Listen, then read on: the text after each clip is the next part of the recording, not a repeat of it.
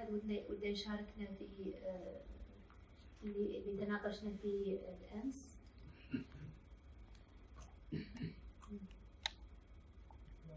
تفضل. الله يعافيك. بالنسبة أنا تعليق على وقت الاستراتيجية. نعم. في نظري الاستراتيجية how to create a plan. صح. Is it possible to use the microphone? عشان ترجمة تسمعك. الحين اوكي؟ نعم. Yes, thank you. welcome. الاستراتيجية هي وضع خطة. صحيح. سواء خطة الآن قصيرة المدى أو متوسطة المدى أو بعيدة المدى. نعم. يمكن أنا لأن بحكم أنا قائد كيف ندرس التخطيط على المدى القصير والمتوسط والبعيد اللي هو من سنة 3 سنوات 5 سنوات نعم. الآن في التخطيط الاستراتيجي احنا احنا خذينا الاستراتيجيات بشكل عام. نعم. بس ما أعطيتنا كيفية وضع خطة استراتيجية على الأقل في نظام اسمه سوات. صح. على الأقل ما كان حتى النظام هذا موجود. أنتوا حطيتوه على أساس أعرف مثلا أنا اللي مبادر أبي أسوي مشروع زين وين نقاط القوة داخل المؤسسة اللي هي سوات ما أدري يعرفونه وما يعرفونه واختصار strength weaknesses opportunities وثريت اللي هو التهديد. وين مواطن القوة وين مواطن الضعف وين التهديدات وين الفرص سواء اللي خارج المؤسسة أو داخل المؤسسة. هذا إكزامبل كان التخطيط الاستراتيجي. أنا ما أشوف هذا بالأمانة. هذا النقد يا ريت يعني مو بس لنا حتى في المستقبل إذا في مبادرين تكون هذه من ضمن الاستراتيجيات الموجودة في التخطيط الاستراتيجي. نعم. يحطونها بالورق. يعطيكم ألف عافية. الله يعافيك. بس أعلق Yes, okay. Thank you for that question. I really appreciate that. I have to say that there are many tools in strategy. There are many techniques in strategy. And SWOT was left out because of me. Because of all the tools of strategy, I think that is probably, and I've got to be careful because I'm being streamed here, it's probably the single worst tool of strategy. Not that the idea is not good, the idea is good. So it is very useful for people to think about the strengths, weaknesses, opportunities and strengths. But having worked with many, many organizations that have used this particular technique, the problem becomes one of whether we are willing to truly reflect on our weaknesses. And so what ends up happening very often in organizations is, or with businesses or entrepreneurs, is they say strengths, and we all like our strengths, we all know our strengths, and so you end up with a very long list of strengths. Weaknesses, very often people have one or two, nobody likes to admit their weaknesses, very often, particularly in public. And again, with opportunities and strengths, they tend very often not to be fully thought through. So whilst I fully agree that SWOT analysis is very much one which is available for use, I have to say, and this is more a personal thing, it's not one. I don't think it's particularly, at least whenever I've seen it being used, particularly useful. So it's probably because of me that it was left out as opposed to anything else. So that's particularly, perhaps a particular view. Thank you, Professor Rashid. النقطة الثانية أضيفها على اللي وضح له البروفيسور. بدال سوات احنا أمس ناقشنا بستل، وبستل هي تحلل الشركة ولا المشروع ولا المؤسسة داخليا وخارجيا. طبعا تختلف عن سوات وكل واحدة لها مثل ما قال لها مميزاتها ولها يعني سلبياتها. بالإضافة إلى الورش اللي أمس والورش اليوم، وبالتحديد التحليل المالي والتحليل الاستراتيجي والتحليل إجراءات عالم كبير وفي تفاصيل كبيرة وفي تطبيقات وايد كبيرة ومختلفة بين كل واحد يطبق اللي متناسبه، ممكن حتى في اصوات ممكن تناسب مكان ما تناسب مكان بعيد، يعني بالاضافه على اللي قاله. احنا في ساعتين ما نقدر نعطي كل الامور، لكن نعطي مفاتيح. نفتح الابواب، نعطي النقاط الاساسيه، تلخيص من وجهه نظرنا اهم النقاط اللي المبادر او صاحب العمل يحتاج يعرفها، يعرف النقاط. بعدين الخطوه الثانيه نقعد في ان شاء الله برامج تفصيليه في كل وحده، يعني كل وحده عندنا في ملفاتنا كل عنوان لاسبوع الى اسبوعين. اسبوع قاعد تتكلم عن 5 ايام في 4 ساعات، يعني 20 ساعه، 20 ساعه نسويها ساعتين، اكيد بنشيل اجزاء كبيره من المحتوى، اجزاء كبيره من التطبيقات، وخصوصا ما شاء الله العدد يعني كبير. فالبروفيسور كان في البدايه يعني حاط حد ان 20 مشارك فقط في كل ورشه، اساس ان احنا حتى نعطي مجال اكبر حق النقاشات والتطبيقات العمليه. لكن لما شفنا ان التسجيل يعني عدى ال 100 قلنا نخالف، خلينا نخليها فتح الابواب ومقدمه حق المواضيع الاساسيه، ومنها التحليل المالي. التحليل المالي وايد عميق، يمكن الاستراتيجي ممكن الواحد يتناقش فيه من غير ورقه وقلم، من غير جداول، من غير ارقام حقيقيه عن شركته ولا عن مشروعه، لكن التحليل المالي يحتاج اعمق من النقاش. فنستسمحكم ان اليوم يكون مقدمه، فتح الابواب، العناوين الاساسيه، تعريفاتها، التحديات اللي تواجهها، المناطق اللي المفروض ان المبادر يعرفها بنفسه، ما يعتمد بس على مكتب. اكيد لازم يكون في محاسب، لازم يكون في مكتب قانوني يوقع الميزانيه كل 4 سنين حق الترخيص، ولكن اكو امور المبادر نفسه لازم يفهم ليش صارت في هذا الوضع، ليش التوثيق في هذه الطريقه مو بهذه الطريقه، اساس يفهم لان فلوسه، يعني فلوس الشركه هي الوقود اللي يمشي المشروع. الفلوس هي اللي تجيب الموارد، هي اللي تجيب الاصول، هي اللي تجيب التسويق، تدفع منها الرواتب، كل هذه الامور. فنحتاج ان احنا نفهم اساسياتها، نفهم قواعدها، على الاقل الفرشه الاولى او المقدمه منها. فنستسمحكم ان ما دخلنا في التطبيقات التفصيليه في ورش العمل هذه. نعم. ممكن انت تطرقت عن التحليل الاستراتيجي على طول، بس الاهم من التحليل الاستراتيجي. نعم. How to create a plan to start. صح. لازم يكون في plan. انا ابي Yeah, he's telling we didn't discuss the plan how to start, and this is something important. أنا معاك، بس هذه الخطة اللي يعني تحتاج تفاصيل ووقت، يعني إن شاء الله في المستقبل نقدم لكم إياها، وإن شاء الله يعني عندنا يعني أرقامكم وأسماءكم نتواصل معاكم أول مرة نتبلها. We talking about some important points. I think how to create a plan to start your project. It's very important for us. So some of that is what you're going to see today, because if you're going to start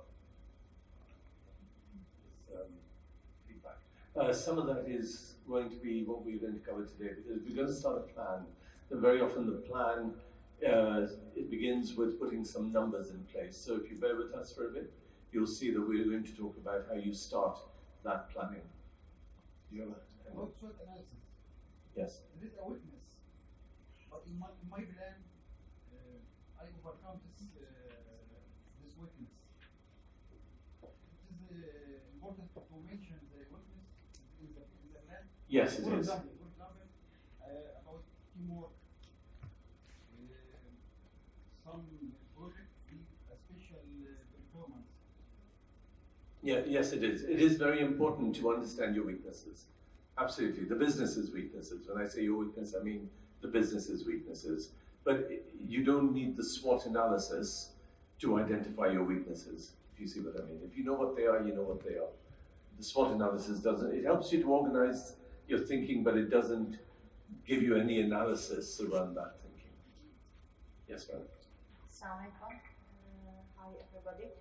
Excuse me for yesterday I wasn't here because Okay. I have something to do. Sure. Very important. So for that.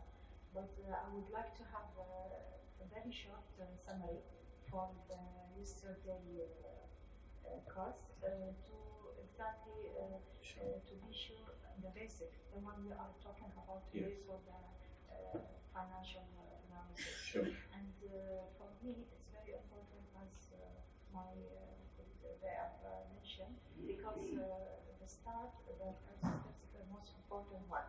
So in summary, very shortly, if you can just tell us if we have like many choices for many of projects of business, how we can even choose. Sure. Because if you have like very strong 2 points and you are really don't know exactly which one you are really strong or suitable for you more than the others, it will be very good.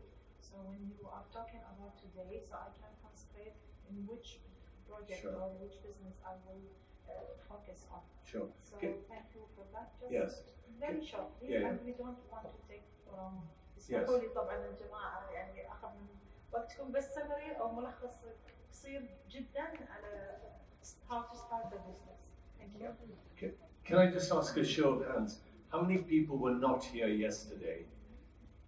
Okay, so for that group of people who were not here yesterday, because there is it's a small number, most people were here. Can I suggest that we do that catch up during the break? Because otherwise we're going to be wasting a lot of people's time going over it. So we do that over the break if that's okay. Should we start with the thing for the day?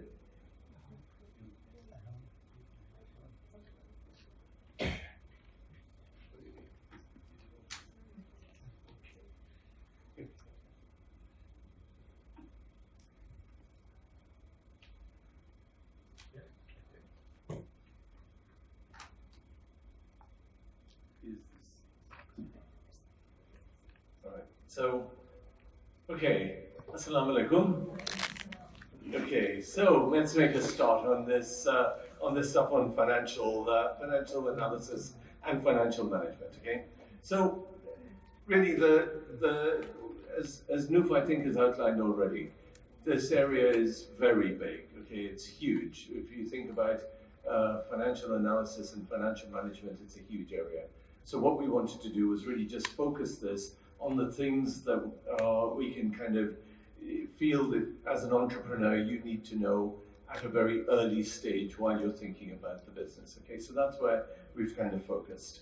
And so you've got to really start with, why is it that you need any form of kind of financial management, financial analysis in the first place? And really this is to say that these statements, financial statements, are really important because you as an entrepreneur, you rely on them. And more importantly, if you look at all of the people, many of the stakeholders, such as, whether they are investors, whether they are the banks, whether they are your shareholders, all of these people, and I've listed some of them there, your customers, your suppliers, your staff, they are all relying on those financial statements. So just as if you have a customer and that customer says, give me your products or give me your service and I will pay you in 1 month's time, you need to be sure that that customer is going to be in business in 1 month's time. Otherwise, if that customer goes bust or if that customer goes out of business because they don't have the money, then you're not going to be paid in 1 month's time. So these financial statements are really important, okay? And when you, as a business person, when you as an entrepreneur, if you are going to ask somebody for money, whether it's a bank, if you need a loan, whether it's a shareholder, if you need some investment, then they will want to see your financial statements. So financial statements provide your business with credibility, okay? So this was really just to say, these things are really important, okay? So managing the financial side of your business is absolutely critical to being an entrepreneur and kind of making that happen. And so what I wanted to also do then was really just to say, well, why doesn't this happen, okay? And if you have a look, there are many companies that have done all sorts of things in terms of their financial statements. And if you have a look, you end up very often with some very big companies, some very small companies. I won't name any names, but if next time you're on the internet, just search on the term accounting scandals, and you will see all the companies that have done all those sorts of things, whether it is increasing their sales figures when the sales don't exist. So rather than saying, last year we sold 15,000 KD of sales, they say we sold 75,000 KD of sales. That's not right, but people do it, you see. Or they will decrease or play with their expenses. So rather than saying my expenses are 20,000 KD, they will say my expenses are 40,000 KD, or perhaps my expenses are 20,000 KD.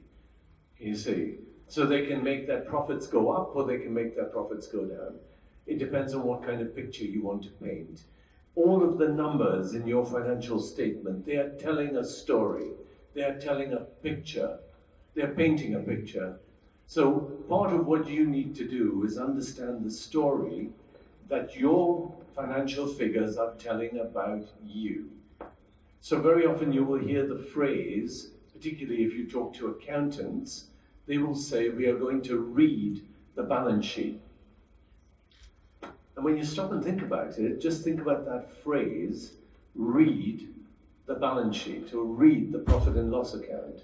How do you read a set of numbers? Most of us read words. We don't read numbers yet. If you look at these numbers closely, if you know how to analyze these numbers, actually you can read these numbers, because these numbers are telling a story about your business. And part of what we want to do today is kind of give you some insights as to how you put these numbers together and how you can start to tell the story of your own business. Because someone is going to be looking at those numbers and telling a story about your business. So people try to fiddle the numbers, they try to make up the numbers, they do all sorts of things to the numbers, and all I want to say is, don't do it, okay? That's the key message here, don't do it, because otherwise things start to come unstuck. We can go to the next slide, please. This is the why do. Is that the one? Okay. And the reason why people do this, and there's a big body of research in this, okay? Psychologists have got involved, business people have got involved, regulators get involved. People want to know, why is it that business people start to fiddle the numbers? No ethics. No ethics, exactly. No ethics, right? No ethics, which is really the last point on here. It's about the attitude that we have. And some people just don't have a sense of ethics. And they want to kind of do things which are wrong. Exactly. And then you end up with rewards. If your bonus depends on it, then people will do all sorts of things. In the banks, for example, if you are familiar with the crash of 2008, the big financial crash that happened just over 10 years ago, that was because the people in the banks, their bonuses depended on showing bigger and bigger and bigger profits. So you end up making up the numbers and making up the numbers and making up the numbers. Eventually, the bank goes down. So you end up with people being driven by personal motivation. You also have, and this I think is particularly important for entrepreneurs, which is that middle bullet point, which is the culture of the organization. It's the way in which the organization is run.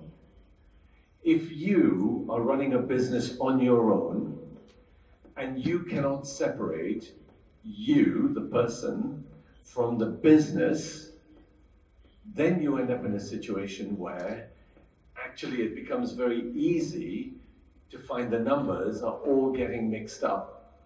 Suddenly your personal expenses and your business expenses are getting mixed up.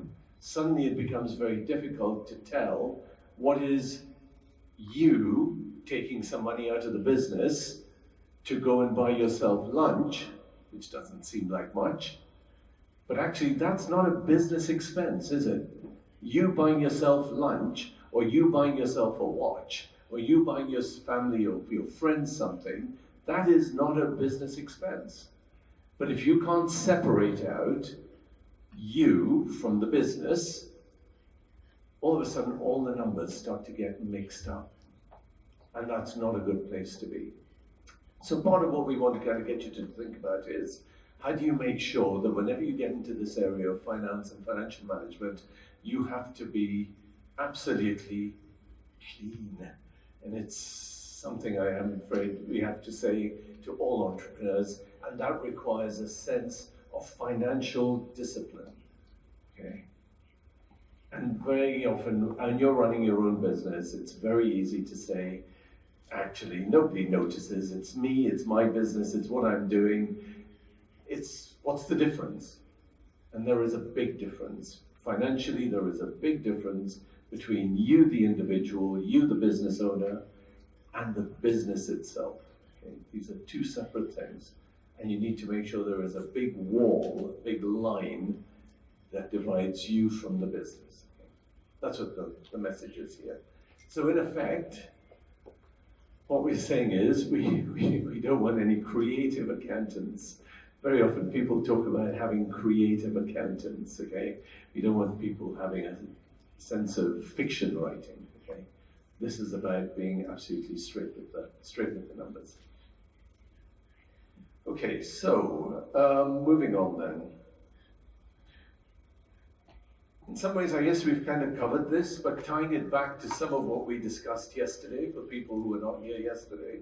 Yesterday we talked about strategy, and we talked about the need for an organization to have a clear strategy. Well, your financial statements are a reflection of your strategy. If your strategy, if your objectives are, we want to sell 10,000 KD worth of profit of goods or services each month. That's the strategy, that's the objective we want to achieve. Well, your financial statements will tell you whether or not you are on target of achieving your strategy, whether you're on target of achieving your objectives. So the financial statements are a reflection, they are a mirror of your strategy. Also, if you're running your own business and you're an entrepreneur, you need to know, is my decision viable? Does my decision make sense? If I've got to choose between two projects, if I've got to choose between two types of investment, which is going to be the better decision? Your financial statements and understanding finance and understanding how these numbers are working is what is going to help you to make that decision. Is your business sustainable? I don't mean you, and I don't mean your idea. I mean, is your business, which is separate from you, is that sustainable? And your financial figures and your financial forecast and what you actually do will determine whether it is sustainable. How profitable are you? And we'll talk much more about profitability later this afternoon. How profitable are you? And are your profits going up or are they going down? What's the trend here? How efficient is your business? Is money being wasted from your business? How do you know whether money is being wasted in your business or not? These financial statements will tell you that story. And are your goals being achieved? And it was really interesting yesterday when we were talking about starting up your business. And do you remember my little example of me standing up here and going, so what's the risk? Remember that bit? What's the risk of me falling over, right? And the risk, you're saying, no, he's fairly steady. Yeah, he shouldn't fall over, so the risk is low. But if the risk is low, then if my goal is quite low, then that makes no difference, you see. But actually, if my goal is, I want to achieve 10,000 KD of sales this month, and everything relies on that. Being able to buy food relies on that. Being able to buy anything relies on that. Then suddenly, your financial statements become really important, because that will decide, that will tell you whether you are on target for achieving your goals or not. So financial statements are, in one form or another, are really important, okay? Let me also talk about governance, because that's another part that entrepreneurs very often don't do very well, okay? So if you're running your business and you're busy delivering your services, or you are if you're running a retail shop, or you're running a service in some form, very often entrepreneurs get so busy delivering the service that they forget to keep an eye on the finances. And so the question is, who in your business is responsible for keeping your books, your financial books? Is that something you are doing? And if so, how are you doing this? Are you using pen and paper? Or are you keeping all your records on pieces of paper? Are you using an Excel spreadsheet? There are lots of software packages around that will help you to keep your financial statements. Are you using a software package? How are you going about doing this, okay? And who is doing this? Who is responsible for doing this? Are you responsible for doing this on a weekly basis? Are you responsible for doing this on a monthly basis? Have you got somebody else doing it for you? And are they actually doing it? So if it's you, are you actually doing it in the time available, okay? So understanding governance and financial governance is really important if you're going to run your own business. And again, I would say very often entrepreneurs get so caught up with doing the business, they forget this part of the business. To the next one. So financial controls also reflect the culture of the business. If you allow things to happen in your business from the finances, so if you happen to, and I'll give you some examples, right? I have worked with businesses that are retail businesses, and sometimes at the end of the day, either the owner or a senior member of the staff will open the till, and they will look at the cash in the till, and they think, I need £20 because I need to go somewhere. So what I'm going to do is I'll take £20 from the till because this evening I'm going out somewhere.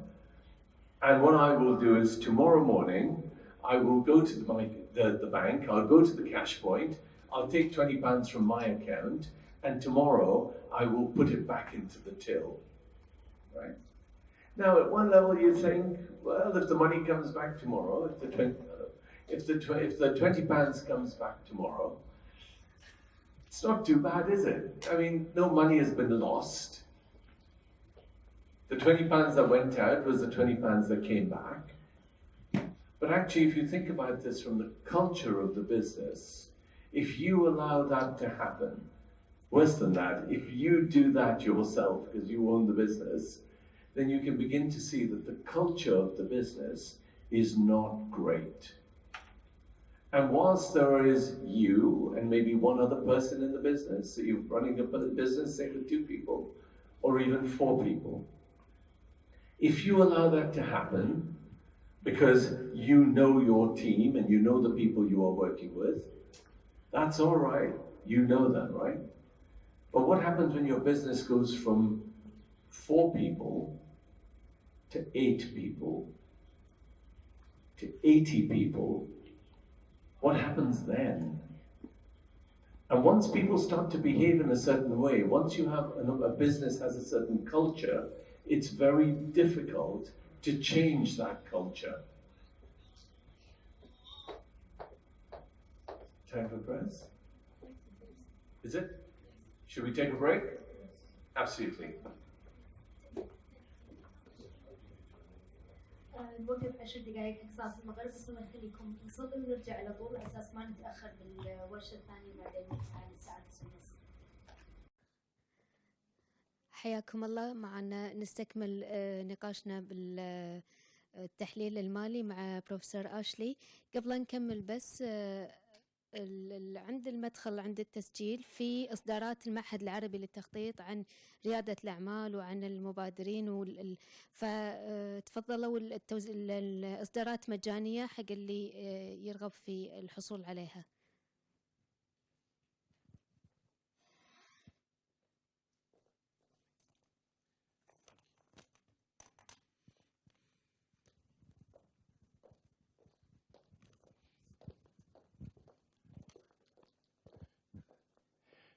Okay, let's see if we can move the story on. A couple of questions or a couple of issues that came up during the break. One of the observations was on one of the previous slides. We won't go there, but one of the previous slides, I talked about a finance director. And you only find finance directors in big companies, right? Normally entrepreneurs or SMEs, small businesses, don't have a finance director. And perhaps I should have been clearer in my explanation first time around. And that is, the reason I put the words finance director on there is because entrepreneurs, when you're starting, you need to behave, you need to think like a finance director. Even though you may not have a finance director, you may not be employing a finance director, entrepreneurs need to think and entrepreneurs need to behave like finance directors. And so part of what I kind of want to get across here is even if it's just you in your business and there is no one else in your business, that doesn't mean you don't think like a finance director, if you see what I mean. During the break was, when it comes to doing things like keeping your accounts and keeping your records, is that something the entrepreneur should do, or is that something that you should get some other company to do? Because clearly there are lots of companies that will do and keep your accounts on an ongoing basis.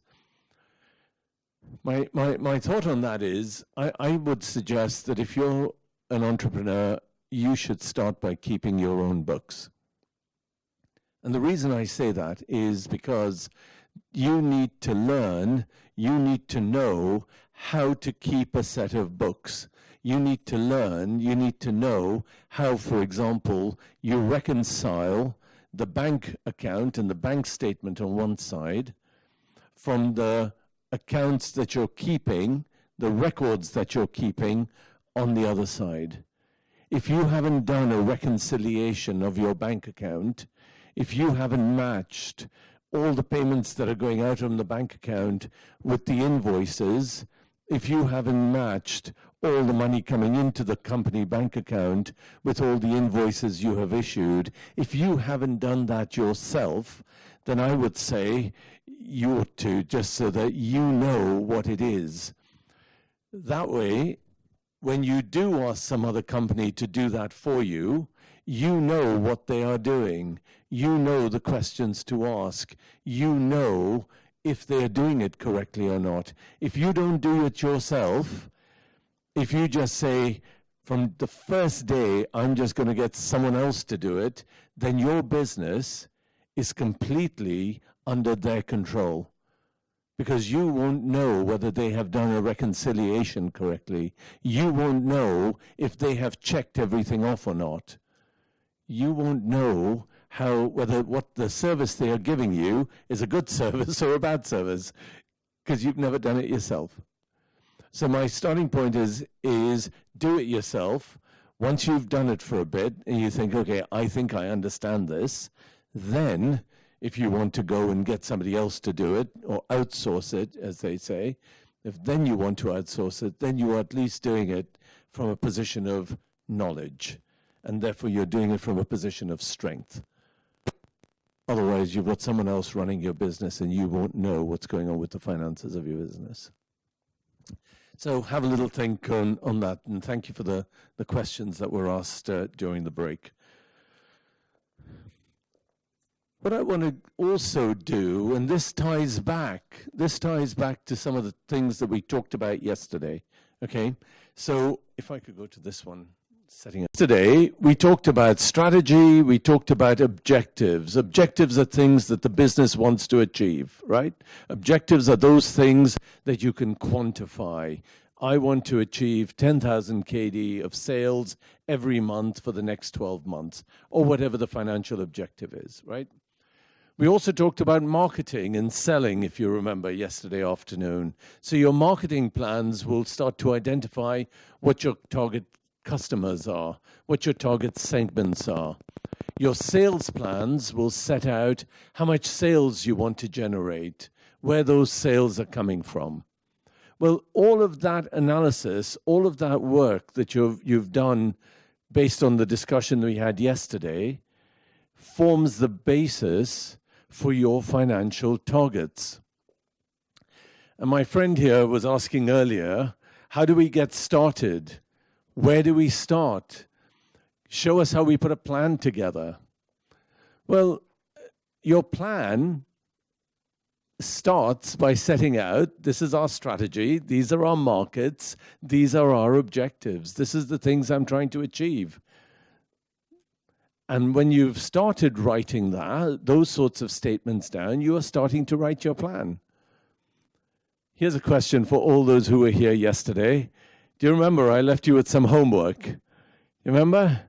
One of which was write your values. How many of you did that? How many of you took a pen and paper or your iPhone or your iPad and wrote your set of values out? 1, 2, 2.5, 3, any more? 3.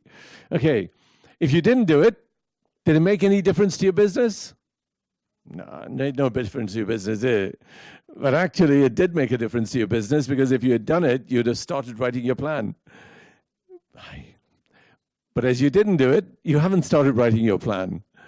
How many of you have started to think of which market segments you're going to go into? 1, 2, a few. That wasn't part of the homework, I know.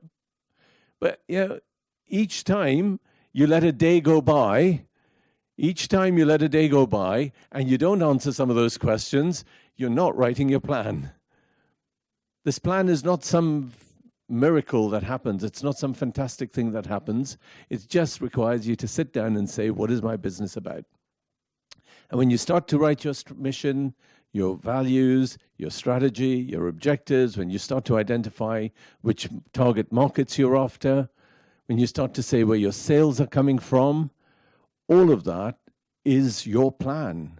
So what we've been talking about since yesterday is how to get started, actually. Can you see? And then your financial statements take all that information that we talked about yesterday, your financial statements, turn those into a set of financial objectives. So these become a set of targets that you say, I am going to achieve. And here is where it gets really interesting, okay? So if I pick up some of the things that we talked about yesterday, if you say, I am going to achieve 10,000 KD of sales this month, what date is it today? Second, right? Second, okay, second. 2. Yes, that's the date. 2nd of Feb 2020. And this year we have 29 days in February. Yes? So from now to the end of the month, you've got 27 days. Right? You want to achieve 10,000 KD of sales this month. How much should you have achieved by next week? 2.5. Can you see? Assuming you want to split it in 4 equal weeks, roughly 2.5 KD. So you're going to achieve 2.5 KD in the next 5 days. I choose the number 5 on purpose because 2.5 is 2,500 divided by 5 days. 5 goes into 25 quite easily. That's why I chose it. How much per day? 500 KD per day. So you don't have to wait. You don't have to wait till the 29th of February to look at your bank account, your business bank account now, and say, oh my gosh, we didn't make the target. You don't have to do that, do you? You don't. You don't. You just need to wait till tomorrow evening. And by tomorrow evening, you have either sold 500 KD or you haven't sold 500 KD. And if you haven't sold 500 KD, I'll tell you tomorrow evening that you're not going to make your target. Now, you will tell me, that's not a problem, Ashley. That's not a problem, because day after tomorrow, I'm going to sell 1,000. And I'll say, great, great. So day after tomorrow, I'll tell you whether you're on target or not. Because if day after tomorrow you haven't sold 1,000, in fact, if day after tomorrow your sales are still 0, I'll say you're definitely not going to make your target. Can you see? So these things called financial objectives, these targets are really important. Yesterday, for those who will remember, we talked about, do you remember that little diagram? Are you going north? Are you going west? Are you going northwest? Are you going northeast? Do you remember that?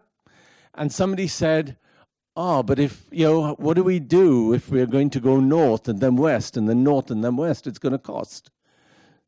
So my question, do you remember my response yesterday? My response was, if you are going to go and grow your business, some part of your business, some part of your revenue has to be reinvested into developing your product, developing your service, so that next year your product or service is even better than where it is this year. And your financial statements and your financial policies should say, how much of your money are you going to reinvest? How much of your money that you make in your business are you going to reinvest in your business?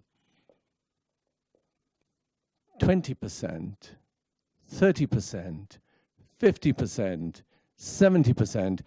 I don't mind what that number is, okay? That's your choice. As an entrepreneur, every entrepreneur makes the choice of what they want to do with their business. But I'll tell you now, if the number is 0%, what do you think that's going to do to your business in a year's time? It's going to start going down.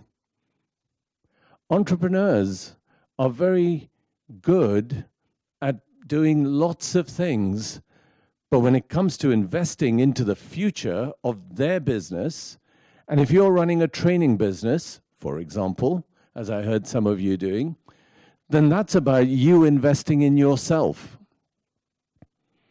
That means you going on training courses to keep yourself up to date. If you're running a business where you are delivering a service, then my question is, how much are you investing in those services that you are delivering so that next year's service is better than today? And if you're not making those investments, if you don't have any policies, any financial policies for how you are going to run your business, and this is why I say this is about thinking like a finance director. It's about thinking like a finance director, even though you're an entrepreneur. That's how you keep your business going. And the last one, which I will come back to a little later on, around cash flow. How much cash is your business actually delivering? And what is your policy in terms of cash flow? And when I say cash, I don't just mean physical currency. I'm talking about the revenue, the income from your business, okay? I'm not just talking about physical notes. I'm talking about the revenue from your business, but I'll come to that at the moment. No, not that one, just the one before. Yes, that one. So, Here's my question to you. And I'd ask you to talk to someone next to you, or you know the routine if you were here yesterday, right? Talk to someone next to you, talk to someone, or have a think on your own. And if you're three, then 2 or 3 people, talk amongst yourselves. And the question is, why is a budget important to entrepreneurs? Why is doing a budget important, okay? So I'm going to give you a few minutes to have that conversation, and then we'll talk about it in a few minutes. Has everybody had a chance to have a little think about this? Okay, so go on. Who wants to call out? Give me 1 or 2 reasons why budgets are important, ma'am. There should be something in your, or there's a mic here.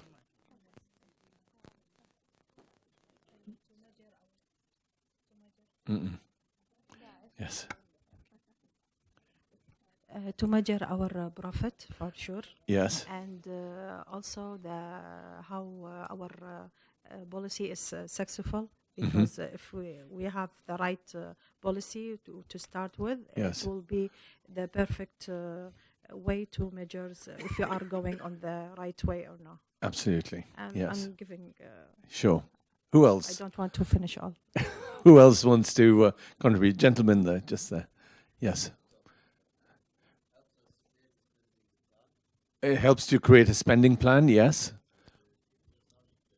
And it keeps you out of debt. It keeps you out of debt, so you can manage your cash flow to keep you out of debt. Agreed? Who else? Sir.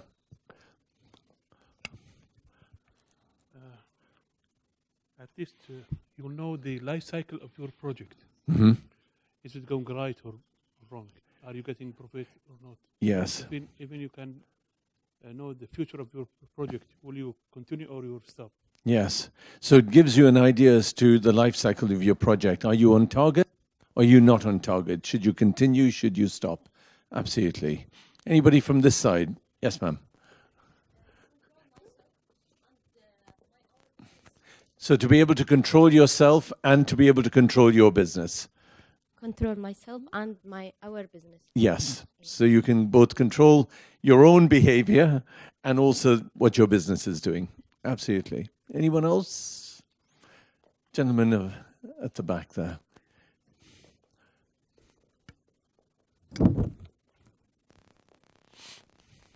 Sammy's step count is going to go up, huh?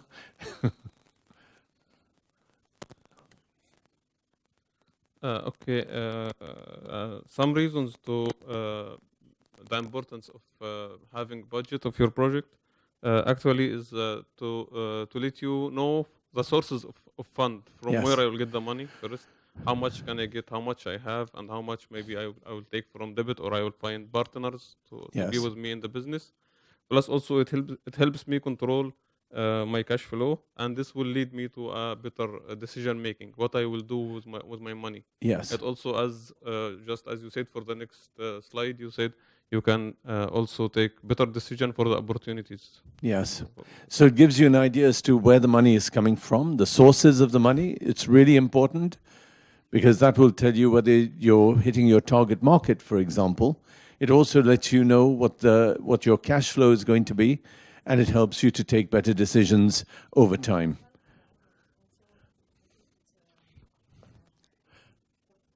When these financing needs will be or to plan for the financial needs. Yes. Because of that, they have also to put the Ju- capital.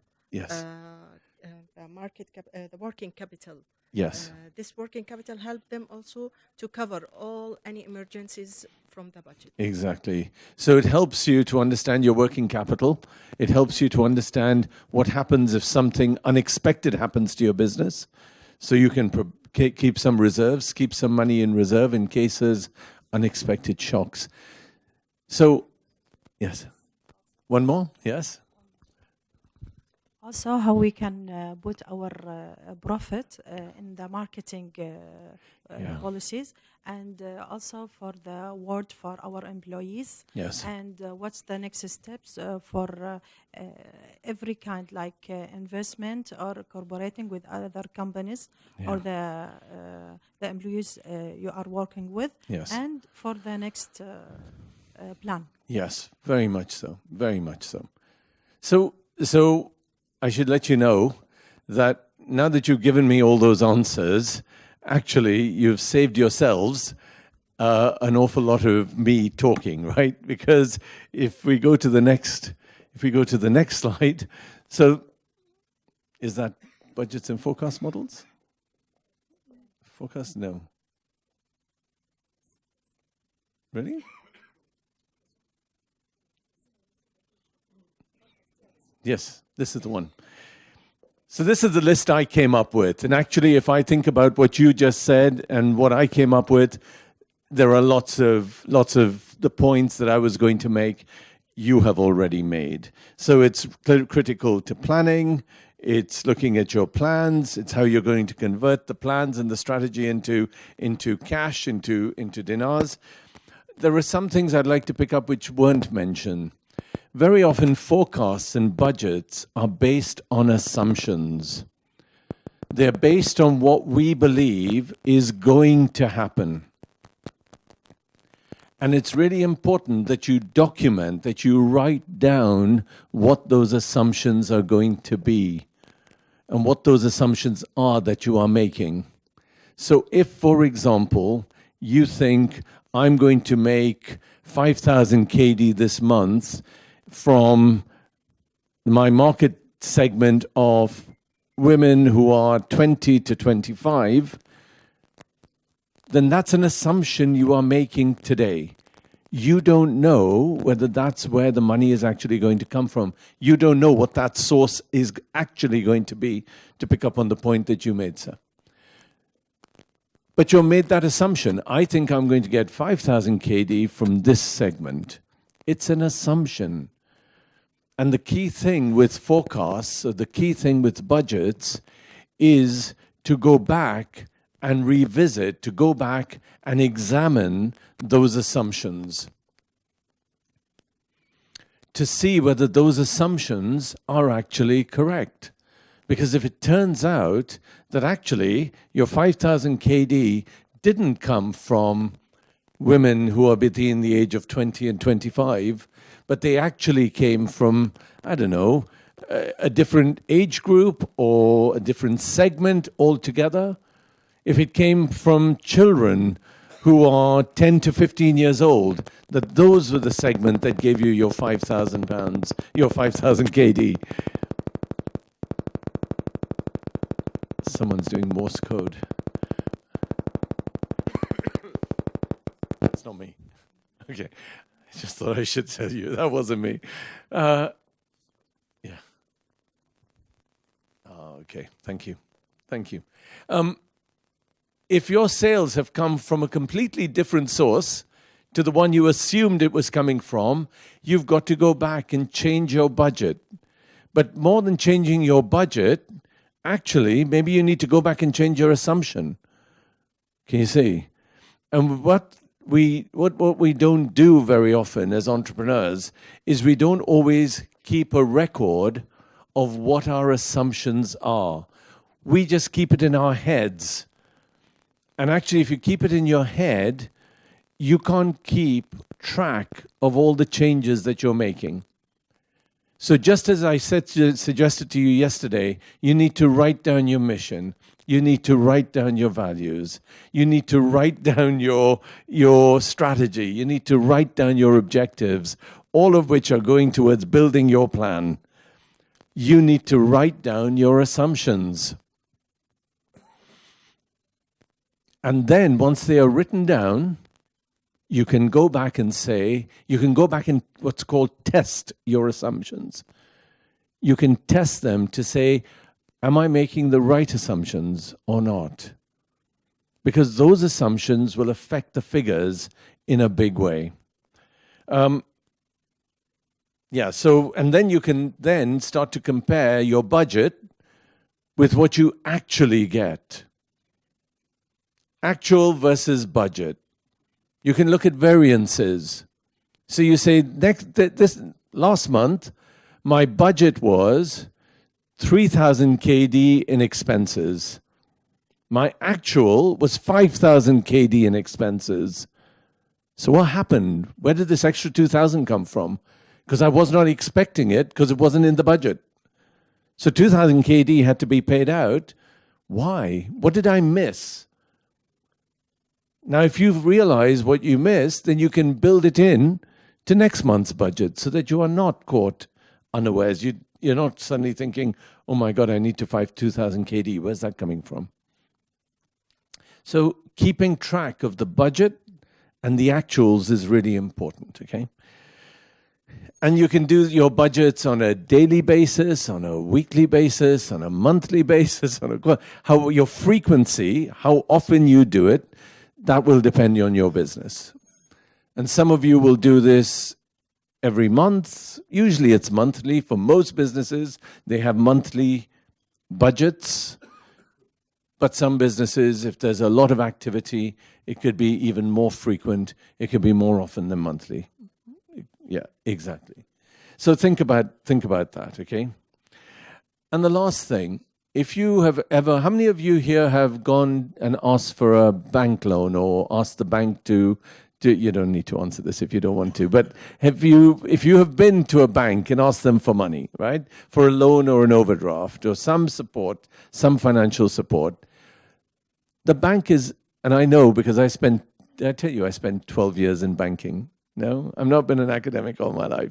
I spent 12 years in banking and I spent 12 years lending money, okay? That was my job in the bank. And I'll tell you now, whenever anybody came and said, I need this money, whatever it was, for my business, the first question is, show me a forecast. Show me how you're going to use this money and show me a forecast, because I need to know what that money is coming back from. And so whenever you're relying on going out and talking to an investor or to any kind of bank or anywhere, they're going to ask you for a forecast. So forecasts and budgets are really important, okay? You've got to take them quite seriously. Does that say pull everywhere? No, that one's gone, right? So what I wanted to do, this is steps to creating. No, we're not doing pull everywhere. Yep. What I wanted to do was really to suggest that if you are going to develop a budget, and many of you will have, so apologies if you already know this, but if you are going to develop a budget for your business, then here are some suggested steps that you might need to take, okay? And we all keep budgets, right? We all have budgets. We have a budget at home for what we're going to spend on food, what we're going to spend here, what we're going to spend there. We all keep budgets at home. So this is an extension of the core idea of budgeting, okay? Which we all do intuitively very often in our day-to-day world, in our day-to-day lives. But here are some steps you might want to consider. Have a template. Create a template, ideally in Excel, for those of you who know how to use Excel. And if you don't know how to use Excel, then I would suggest there's something for you to learn, because Excel is a really good way of developing your budgets, okay? You don't need very often, particularly when you're in a startup business, you don't really need anything much more fancy than basic Excel, okay? And Excel is fairly easy. The basic ways of kind of functions of Excel are fairly straightforward to learn if you've not used it. So set up a template, okay? And the template might be things like, make a list of all the things you need to buy. Think about how much you're paying per unit. And this is really interesting, because when entrepreneurs, particularly those who are providing a service, when I say work out the cost per unit, it's really interesting. Because service providers, like consultants or trainers or people who are providing a service, they're very good at saying, okay, to deliver my training or to deliver my consultancy, so I need a room, I need some material, I need a laptop, I need some tea and coffee, I need all of these things to run this workshop.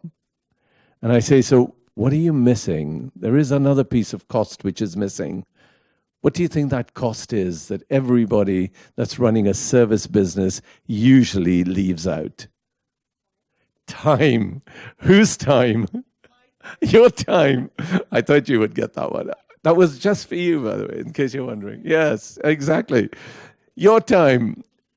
And you'd be surprised how many entrepreneurs will say, okay, the cost of running a one-day workshop is 750 KD because the hotel, the room, the food, the coffee, the tea, the materials, add it all up, it's 750 KD. So if I charge my client 750 KD, that's it, that's great. And then I say, but what about the 6 hours or 3 hours or 8 hours that you are putting in? Where's that cost? It's like, whoa, hang on a minute. And very often we don't cost our time in this. We don't put our salary into that business. And that is a business cost. And so part of what I would suggest you want to do when you're thinking about putting this budget and working out your unit costs, don't just do it for the things you are buying it, do it for yourself. You have got to have a value on your time.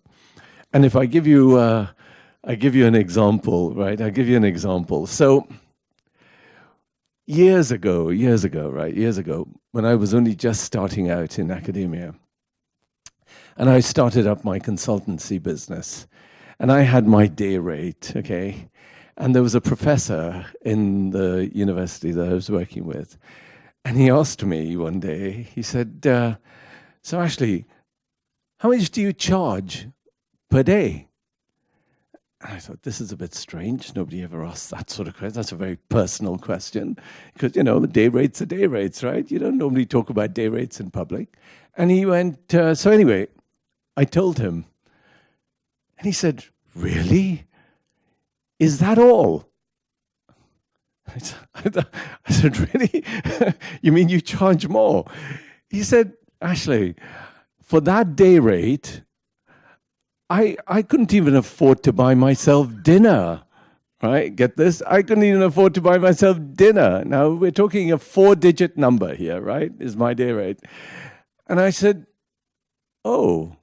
And he said, so I asked him, I said, so how much is your day rate? And he looked at me and he said, my day rate is £5,000 per day plus expenses, plus VAT. And my reaction was a bit like here. I started laughing. I said, what? £5,000 per day? I said, I can't. And he said, so that's the difference, he said. He's a professor, I'm a junior, right? He said, Ashley, that's the difference between you and me. And I thought to myself, wow, that's really interesting. So he said, here's what I want you to do. He said, Ashley, here's what I want you to do. I want you to go home. I want you to look in the mirror. And I want you to look in the mirror and say into the mirror, my day rate is, and he said, put a number on it. And when you put a number on it and you start laughing, because that number is so outrageous, you're not worth it. But when you can put a number and you can keep a straight face because you believe that is what you are worth, that's the price you're worth. It's about you and what you believe you are worth. What are you worth? What is your hour of time worth? What is the value of 1 hour of your time? And if you go and deliver your service for free, then you are saying to everybody, the value of my 1 hour of time is 0. In other words, my time has 0 value. Now stop and think about this. If your time has 0 value, what is your customer thinking about you? Put yourself on the other side, right? Put yourself on the other side now. You see a bottle of Dior perfume, 400 KD for 50 little milligrams or whatever they measure it in. 400 KD for 50 mil. You think, wow, that must be special. You see a bottle of Dior perfume, 10 KD What do you think? What do you think? No, more than cheap. Go on, what do you think? Rubbish. It's not Dior. It's water with a bit of... Someone has put a... You think, this is rubbish. Right? That's what you think.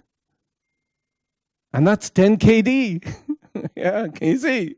You're giving it away for zero. What do you think people are thinking? So part of what entrepreneurs need to learn, and we talked about it yesterday with the pricing, is what am I worth? Okay, and you need to build that into your budgets. Okay, you need to think about where your revenue is coming from. My colleague, my friend over here said you've got to think about the sources of income. What's your sources of income? And those sources of income need to match with your marketing plan. They need to match with your strategy, because that's where you set out the markets you are going to target. Can you see? This is all now starting to wrap together into a story about your business. My business mission, my business values, my strategy, my market segment. I'm going to turn all of those now into a set of financial numbers, and that's what I'm going to model in my forecast. And then you can start to do, we talked about assumptions, right, a little earlier. Then you can start to say, okay, so how do I line up all these things? Does it make sense? So do the budgets match the plan, match the strategy? And then finally, you can get some feedback. Show this around to people. Say, what do you think about my budget? Do you think it makes sense? Have I missed something? Yeah, why not? At least they're people you trust. And then you can go to our specialists, absolutely. But I thought the first people, right? Go and ask people you trust. But absolutely go and ask specialists as well. That's for sure, right? So all I'm saying is, and then you can start to say, okay, now my budget is pretty much ready. Now I can start to say, let me start to compare it with what I'm actually doing. All of these stages are steps towards putting your plan for your business together, okay? I don't want you to think that the plan is something different to what we're talking about here. Yeah. Okay, so this kind of goes back to where we were when I first started. This is saying that you need to have what's called a true and fair view of your accounts. You need to have a true and fair view of the financial figures. And you can start to take... you can start to look at various things. So what are your revenues? What are your sales? What's your cost of goods? We talked yesterday, you mentioned direct and indirect costs. So you can start to say, what are my direct costs? What are my indirect costs? So fixed and variable costs as well. So for example, if you think about this room, right? There are some costs which are variable. So think about the electricity cost. Right? If this room is kept in complete darkness, no lights are turned on for a whole month, the electricity bill for this room is zero. Can you see? But if this room the lights are on 2 hours one day, 5 hours another day, 10 hours another day, 24 hours another day, you can begin to see that the costs will vary. So that's called a variable cost. In other words, the more you use, the higher the bill. Can you see? And then there are some costs which are fixed. So for example, we might rent. Rent is fixed. Whether you make £1 of sales, whether you make no sales, sorry, if I say pound, I mean dinars, right? You know that. Okay. Whatever the sales are, you have to pay your rent. If this complex here has 3 cleaners, whether this room gets cleaned or not, you've still got to pay those salaries. The salaries and installments, your loan installments, your loan installments, card installments. These are all fixed. You've got to pay them whether you make any money or not. So all I'm saying is that there are different types of figures, different types of costs that you want to bear in mind. If I move to the next one. Yeah. So this, I think we've covered a lot of this. So look, once you've kind of got your budget in place, once you've got your business started, you can say, what is the actual versus the budget? And people use this word, at least in English, it's called variance. What is the difference between the two? And you need to monitor the variance on a monthly basis, ideally, okay? You should be looking at, am I above budget? Am I below budget each month? And why is that the case? And this is where I strongly urge you've got to have some risk. Because if you say, I'm going to make 1,000 KD of sales, and you don't make your 1,000 KD of sales, and nothing changes, your lifestyle doesn't change, you live the same way, everything goes on, it makes no difference, this is the conversation we were having yesterday, then quite frankly, your business is never going to go anywhere. I give you the example again. Imagine you had 5 KD in your purse or in your wallet, and that's the only money you had to spend between now and the 29th of February. Nothing more. You couldn't ask anybody for more. You can't get any more. You've got 5 KD to spend. Now tell me about the sales in your business. Now tell me about missing your sales targets. If you relied on your business revenue, your business income, to buy and pay for groceries next week, or your children starved, I tell you now, you would be pretty focused on making that sale because you wouldn't want your children to starve, you see. But if you miss your targets and you live your lifestyle as normal, you're shopping in your favorite shops, you're going to your favorite restaurants, your kids are doing the things they always do, it makes no difference at all to you where you live, then quite frankly, your business is only an idea. And will only ever be an idea. And also to kind of give you some of the jargon that accountants or people who deal with accounts generally use. So things like a profit and loss statement. Forgive me if you already know this, but from a business point of view, a profit and loss statement says, this is my income. It's the income statement. This is my income. These are all the expenses. This is my profit at the end of a period. And profit and loss accounts cover a period of time. So you can say, this is my income, these are my expenses over a month, or over a quarter, or over a half year, or over 1 year.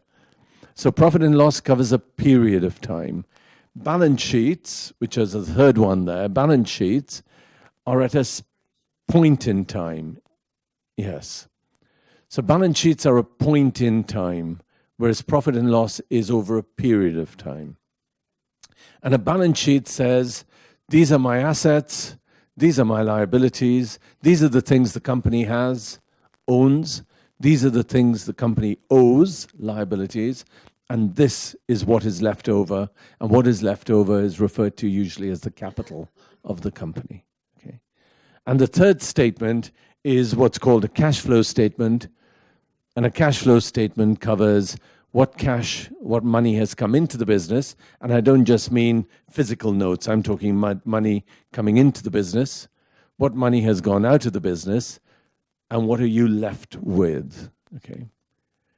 And the best way to understand, or the simplest way, I should say, not necessarily the best, but the most straightforward way of understanding your cash flow statement for your business is look at the last 12 months bank account of your business.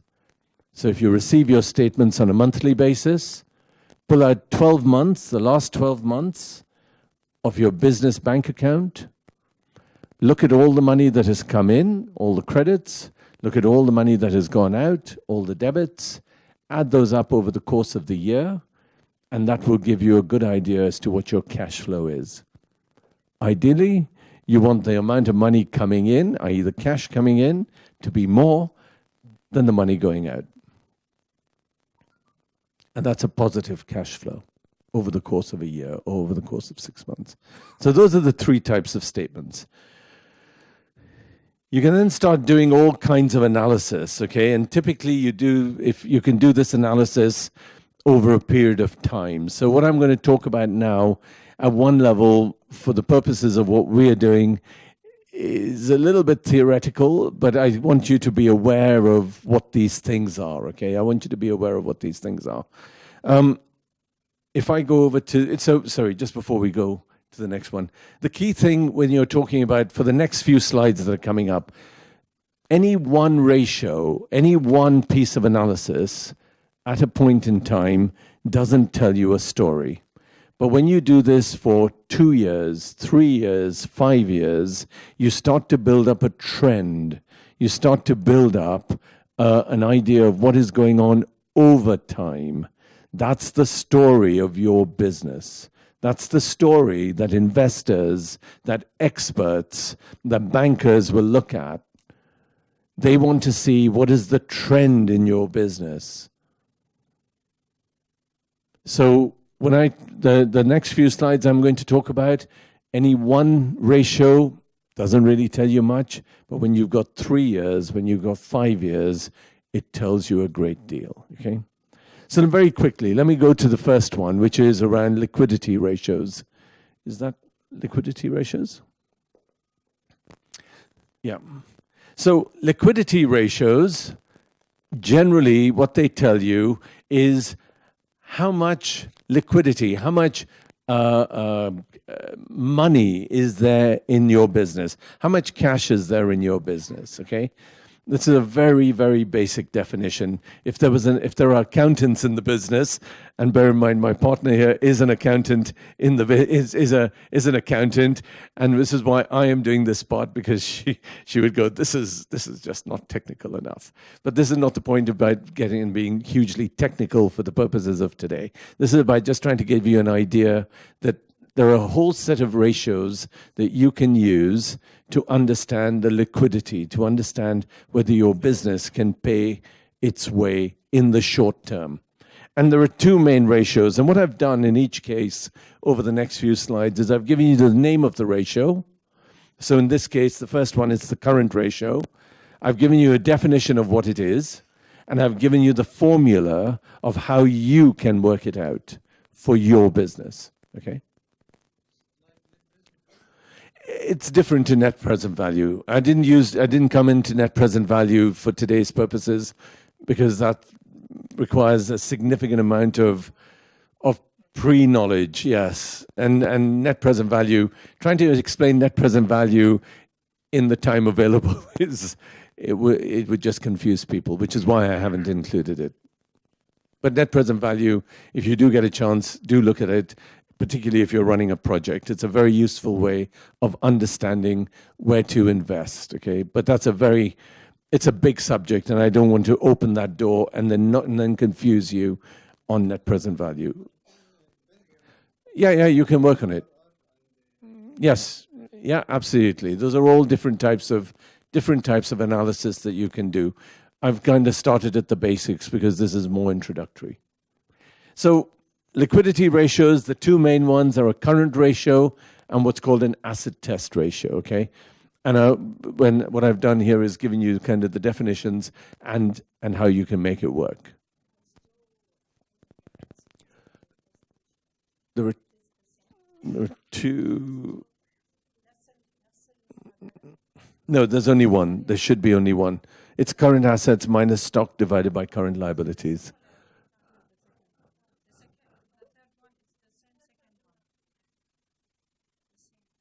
It could be that it looks the same. No, it doesn't. Sorry. The acid test.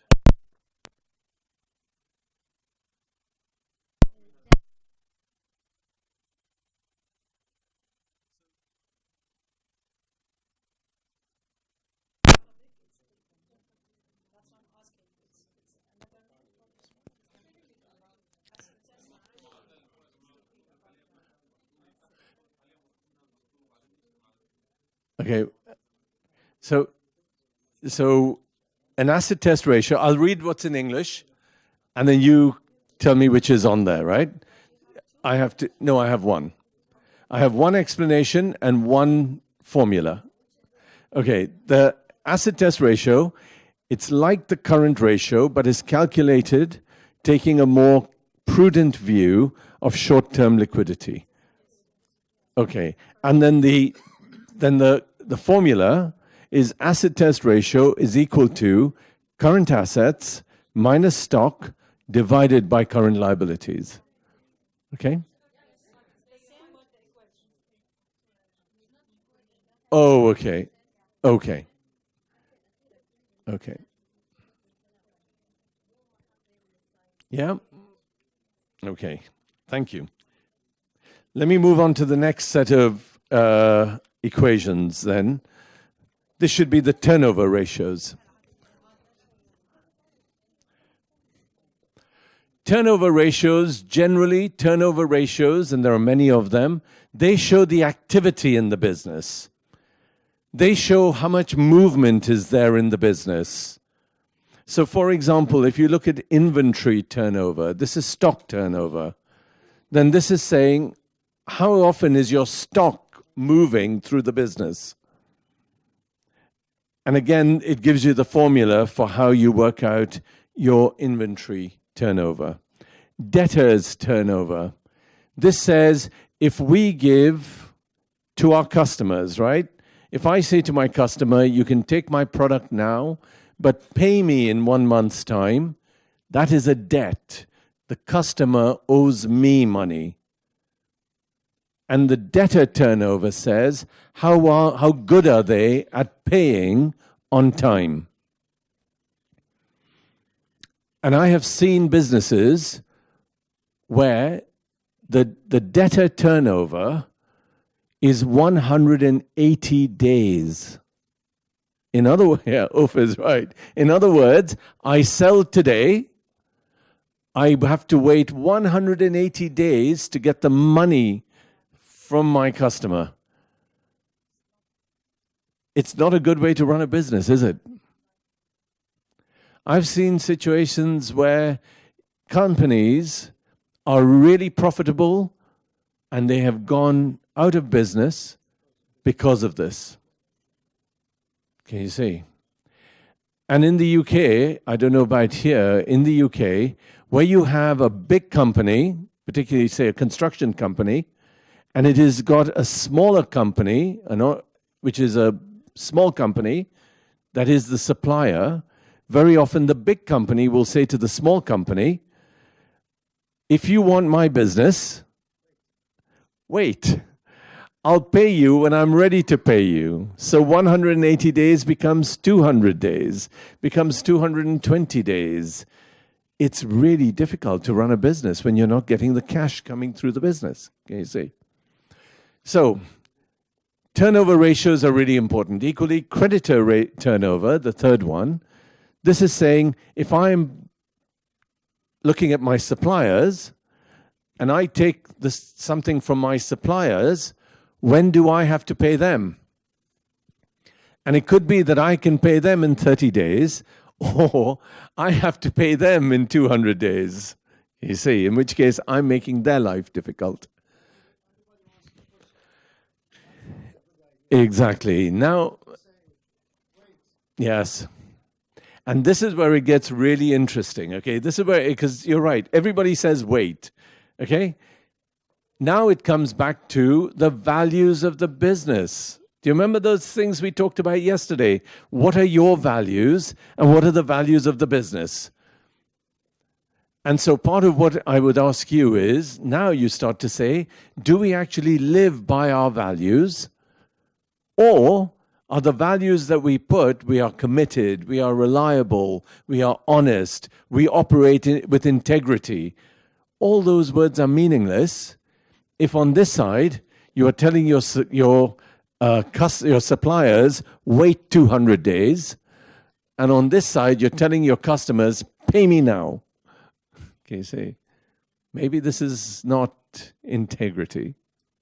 It depends on the values of the business. Okay, leverage, which is the next one.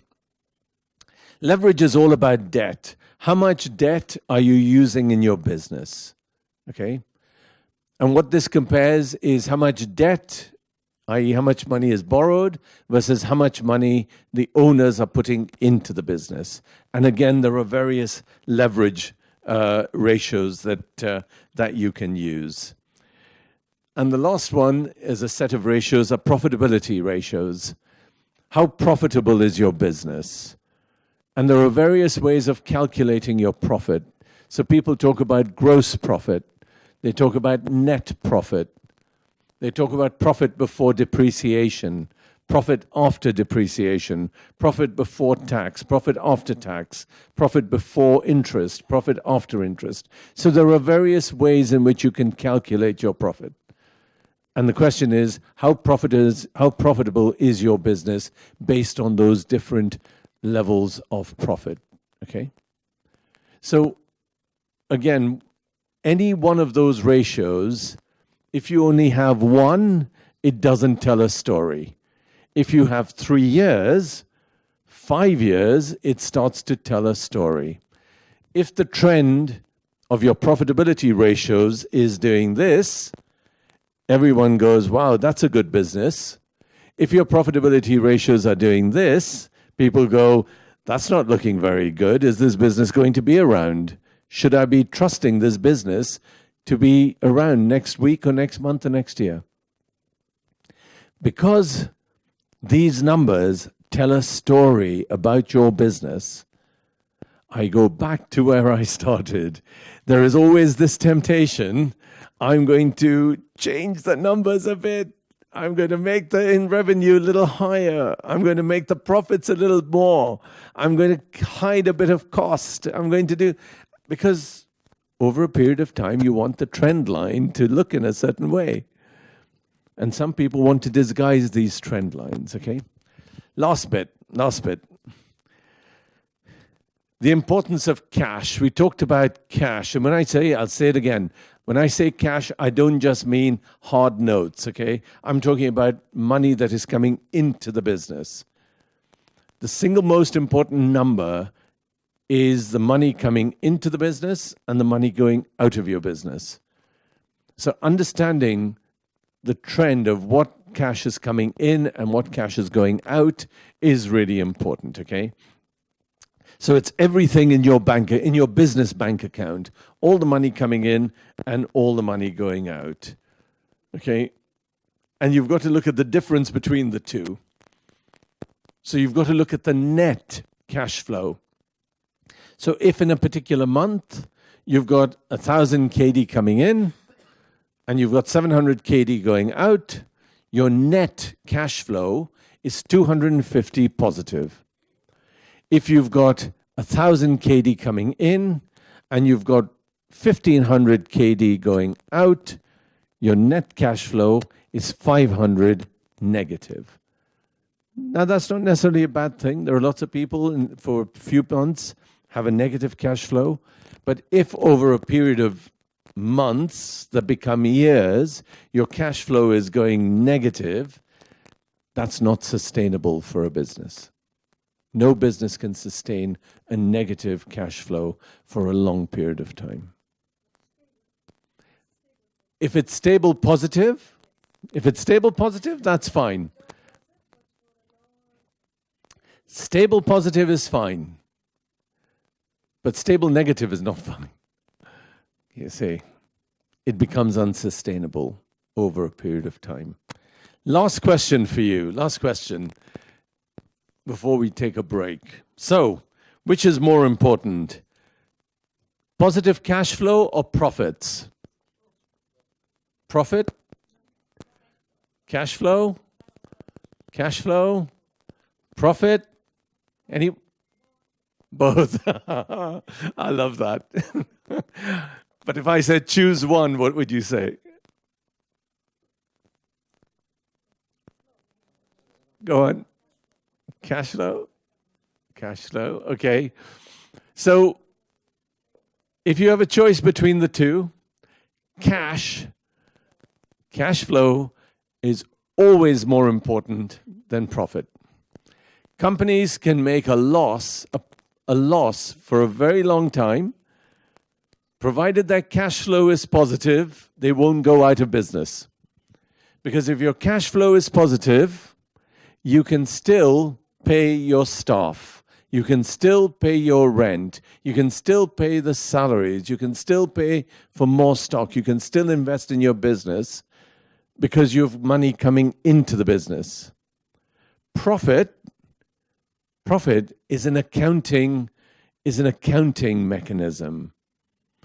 If you go to an accountant, they will make your profit whatever. This is a creative accountant. They will make your profit whatever you want it to be at one level. Can you see? So profits are affected by all sorts of things. Profit is affected by depreciation. Profit is affected by exchange rates. It's affected by all sorts of things. But money coming into your account and money going out of your account, that's the most important. Cash flow always is more important than profits. If I can ask you to think about that. A couple of, yes.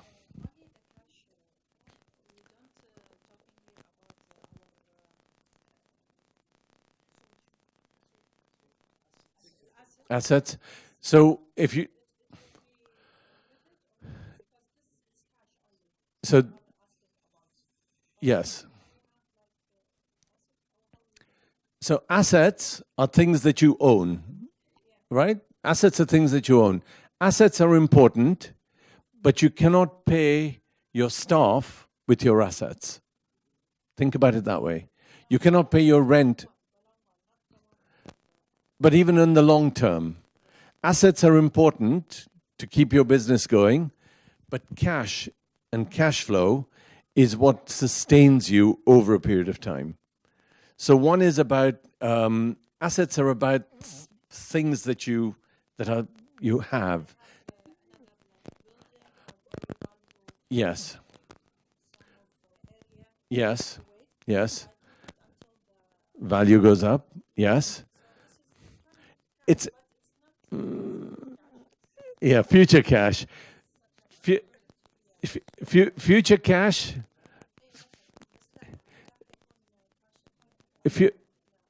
Future cash is still not worth current cash. And somebody talked about NPV, net present value. Yes. So there are other ways to work it, but to explain that, you need to understand the time value of money. And to go into the time value of money is at least a half a day to cover the time value of money. To really work it out properly. So just to kind of round this off, absolutely having assets that appreciate over time or become more valuable over time, absolutely that's important. But what matters kind of month to month is the cash flow coming in. When you sell that asset and you realize the cash, that's when you take it into your cash flow.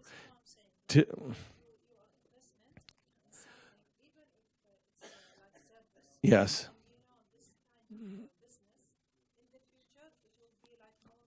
Yes. Yes. And that's fine, but it's something about the future, right? At the moment, I want you to think that the cash you have coming or the money coming into your bank now is what matters.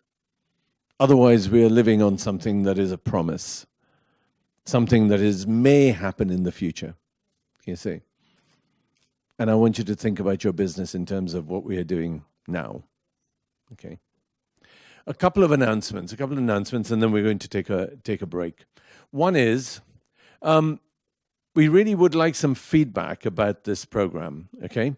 So if you are willing to provide some feedback, what I'd like to do, and I've done this in many other occasions, is I'd like to capture your feedback, if possible, on video.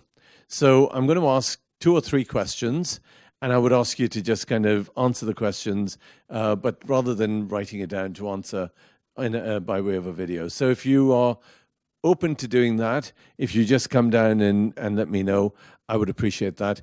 Happy for you to speak in either English or in Arabic, whichever you're more comfortable in. The questions are going to be the same. So if you're interested in that, do let me know. من فضلكم اللي ما سجل اسمه عند بالدخله يحرص انه يعطينا اسمه بس اساس نجهز الشهادات حق ورشه اليوم الساعه 5 والساعه 7 و yeah. Only the certificate, right? في ملاحظة ثانية على الإخوان اللي طلبوا تفصيل أو التطبيقات العملية لإعداد خطة أو ميزانية أو استراتيجية. لو تخلون أساميكم عند الأخ سامي على أساس يعني وشنو الأمور اللي أنتم مهتمين فيها أكثر فنقدر نخدمكم يعني أفضل في المستقبل إن شاء الله. Okay, so we're now going to go into the fourth of the 4 sessions. So this is the last of the 4 sessions that we put together as part of this program, okay? And this is going to be, again, at a different pace, at a different level, because what we are talking about here are the organization's processes. And so we're going to get into some level of detail, but I don't want to get lost in the detail either, okay? So what we're going to do is just kind of give you a quick overview as to this whole notion of process. And I want to finish on this notion, the idea of data. Okay, I want to finish on this idea of data. So if you look at why processes are important, okay, and I should just tell you, in case you're wondering, I have been researching this area of process and process management for the better part of, I don't know, maybe 15 years, maybe more. So I know a little bit about this area of process and process management. But this quote that I've put in front of you is from a friend of mine who's from Canada, actually, Roger Bolton. And I thought this captures this notion of process really well, okay? This is one definition. There are many, many ways of defining processes. But I thought, let me start here. Because really, the processes in your business are what people refer to. They are the engines of your business. They are what make your business happen, okay? So you need to understand what these processes are. The question is, where do these processes come from? How do you determine what processes you're going to have in your business? How do you determine whether your processes are efficient or inefficient? How do you determine whether your business is operating properly or not operating properly? But feedback, and absolutely, feedback is really important, but where is the feedback coming from? Yes.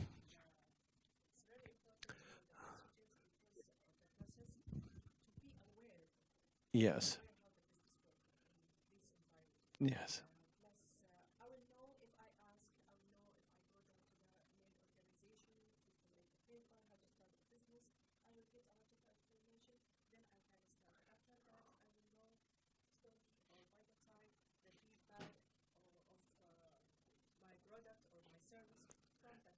Yes. Yes. So you can ask your customers for feedback. You can ask the people that you're working with for feedback, and you need to understand the processes. You need to understand the procedures. Yes, you need to believe that these are the right things. Okay. So what I want to do, yes, from your staff as well. Absolutely. Absolutely. So you can ask your people. You can ask your staff. And very often when we talk about processes, what we also need to do is we need to think about what perspective are we taking. And what I want to suggest to you is processes are really important, but they fit within a cycle. And part of what I want you to understand is the cycle of how processes fit together based on the conversations that we had yesterday and some of what we've been talking about today. So yesterday we talked about strategy. Yesterday we talked about markets. We talked about sales. So if you look at that center circle there, that center circle really captures what we were talking about yesterday. We're talking about strategic sustainability. It's not just having a business for a month or for a year. It's having a business that can last over a period of time. As we said yesterday, most businesses take about 8 to 10 years to truly get established. So we're talking about being able to sustain your business over a period of time. So the question then becomes,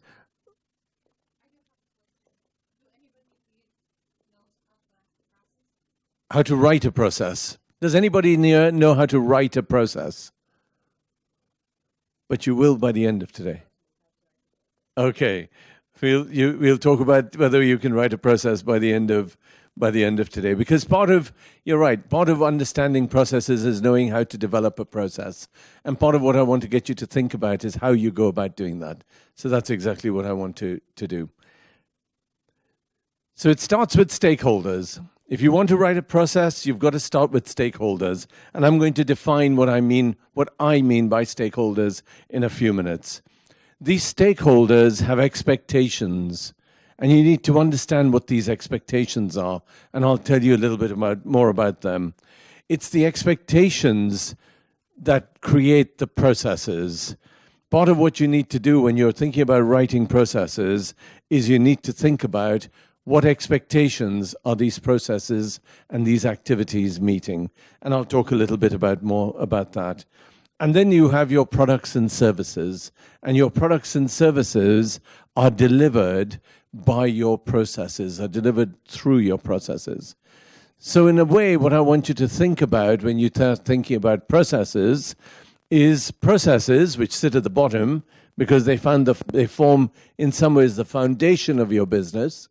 Those processes, on one side, they meet the stakeholder expectations, and on the other side, they deliver your products and services. So processes are very important in your business, okay? They are very important in your business, and yet most people and most entrepreneurs give very little time or thought to their processes. So let me explain what I mean by stakeholders. The next few slides, I'm basically going to have a quick look at some of the words in these circles, okay? Stakeholders. So stakeholders are things, are people outside your business and inside your business. And what I want to kind of get you to think about before you go anywhere near a process is to think about your business from the outside looking in. I want to start from outside the business and I want to come into the business. And every business has a very large number of stakeholders, and I'll give you some examples in a moment, but they have a very large number of stakeholders, of which the customer is usually the most obvious one. But actually, once you've got your list of stakeholders, you need to start putting some priority. Which is the most important stakeholder? And believe it or not, in some businesses, the customer is not the most important stakeholder, even though every textbook or every book or article you ever read will say the customer is queen or the customer is king. But actually, if you're a pharmaceutical company, certainly if you're an ethical pharmaceutical company, in other words, your medicines can only be given with a prescription, then you don't know who the patient is at all. Because if you're an ethical pharmaceutical company, you cannot sell directly to your patient. Actually, the most important stakeholder to an ethical pharmaceutical company is the regulator and the doctors who are doing the prescribing. You see, not the patient, not the person who's actually taking the tablet or swallowing the medicine. They don't actually feature, believe it or not. Can you see? So I just want you to think about who these stakeholders are and put some priority on them. So if we go to the next slide, these are some examples, okay? And this is not the full list of stakeholders. These are just some stakeholders. So customers, suppliers, government departments, regulators, I mean, all of those and more. And very often, when companies, small ones, big ones, it doesn't matter what size, but I'm talking about entrepreneurial companies. When you start thinking about your processes, the temptation, and you start writing processes, the temptation is to look inside your business. And I want to suggest to you that's not a good starting point for writing processes. A much better starting point for writing processes is by starting outside the business, by starting to think about your stakeholders, particularly the ones who are outside the business. So in this case, it would be customers, suppliers, government departments, financial supporters, banks, those sorts of people. So here's my first question to you. When you're starting your business, which stakeholder is the most important and why? Okay? So I'm going to give you a few minutes because I'm conscious that we started this session a little bit after. So I'm going to give you a couple of minutes. Talk to someone next to you and think about this question. For your business, which is the most important stakeholder and why is this the most important stakeholder? I'll give you a few minutes. Important stakeholder in your business, do you think? Employees? Okay, employees. Customers here? Customers? It depends. The investors might be the most important. I heard somebody say suppliers. Suppliers?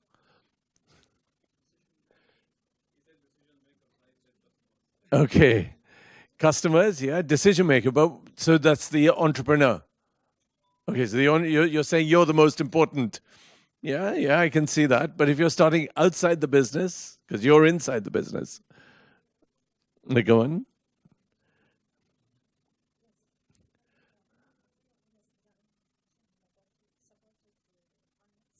The people who are who are providing finance, so the banks or the investors.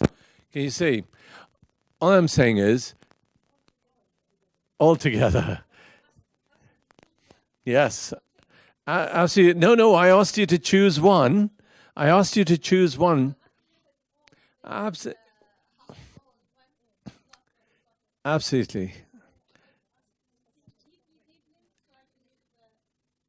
Absolutely. Yeah. So you're right. There are many many stakeholders, and every organization, every business has many stakeholders. The key thing is to prioritize. Which is your number one? Which is your number two? Which is your number three? And likewise, you need to understand where you are going to focus your effort. Because whichever stakeholder you make the most important is where you, as the owner of your business, where you as the entrepreneur are going to put your effort. That is where you're going to put your time. So think about your stakeholders, okay? That's what I want to kind of get you to do as a start. It depends on the business, but yes. Agreed, but whatever your business. So that's why. Yes. Yes. But equally, whatever your quality of your service, you need to think about who your stakeholder is.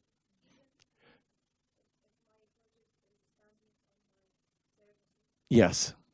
Who is buying your service? Who is using your service? You've got to think about who the stakeholders are. Well, if there is no, okay, here's one. If there's no license, there's no customer. Do you see? Yeah. Yeah.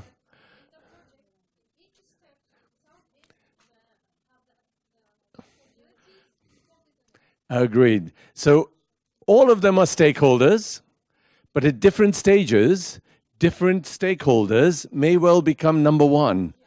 My question to you is, if you don't have a full list of who these stakeholders are, and if you don't have a plan for how your business is going to go, how are you going to know when to prioritize which stakeholder?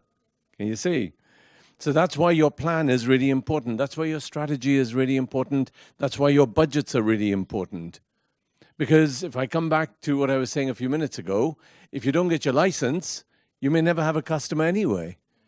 If you don't get your suppliers, somebody mentioned suppliers, if you don't have the right suppliers, you may never get to a customer because you don't have the right products. Your quality may not be as great. So all I'm saying is stakeholders, okay? Remember this.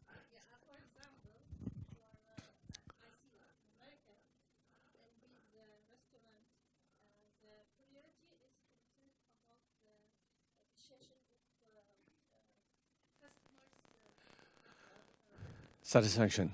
Yeah.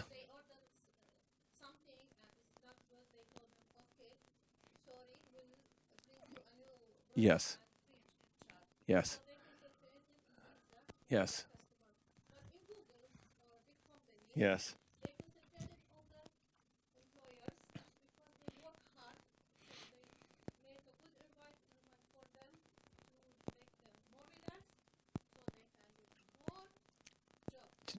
They get more done.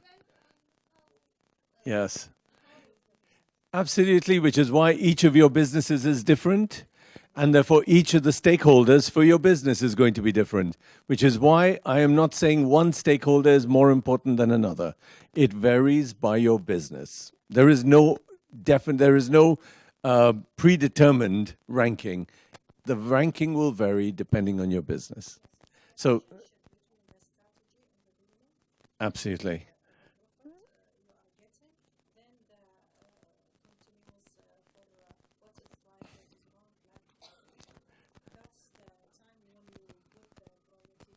For the stakeholder.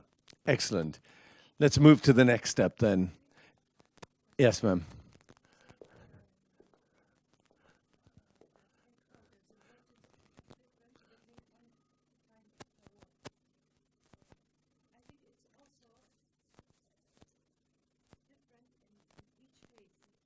Hmm.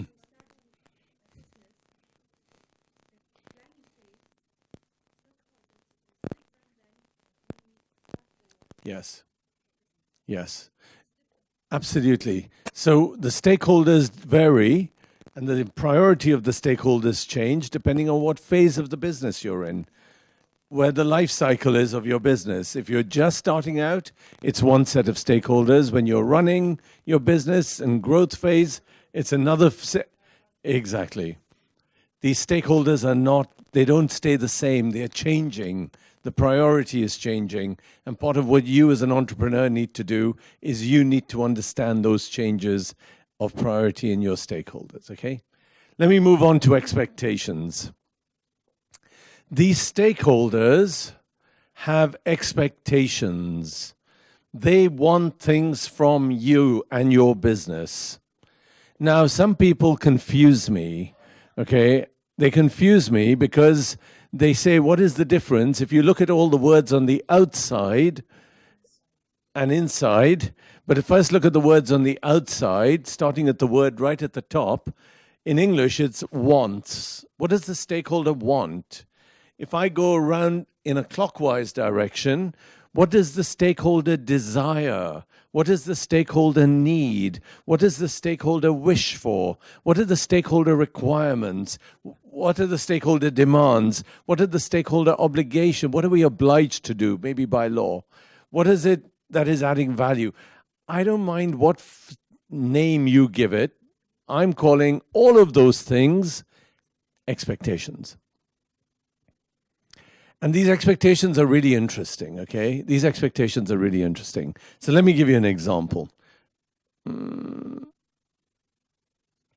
Okay, let me give you an example, right? If you go into a retail shop, and you decide you want to buy some clothes, whatever the clothes are, what are your expectations when you go into a retail shop? Quality, price, service, sizes, yes, a range of sizes, yes. What else? Range of colors, range of materials.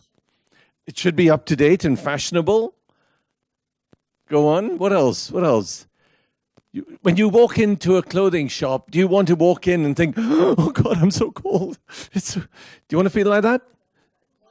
The atmosphere, the environment in the shop, right? You want a nice environment. You don't want to walk in a shop and you think, I better take my phone and put the flashlight on to be able to see the colors. Can you see? So that will depend on the range of, do they have heavy clothing or light clothing? But inside the shop, you want a nice environment. You want it to be pleasant. Can you see? So you have all these expectations. So here's my question to you. If you are running that shop and you have, I'm making the numbers up just to illustrate, okay? If you have 500 KD, what are you going to do with your 500 KD? Are you going to invest in a wider range, sizes, colors, fabrics? Are you going to invest in a better air conditioning system to make it more pleasant inside? Are you going to invest in some training for your staff so your staff give a better service? Are you going to invest in giving a 50% discount, so that customers come in thinking they're going to get better value? Where are you going to put your 500 KD? Can you see? Oh, hold on.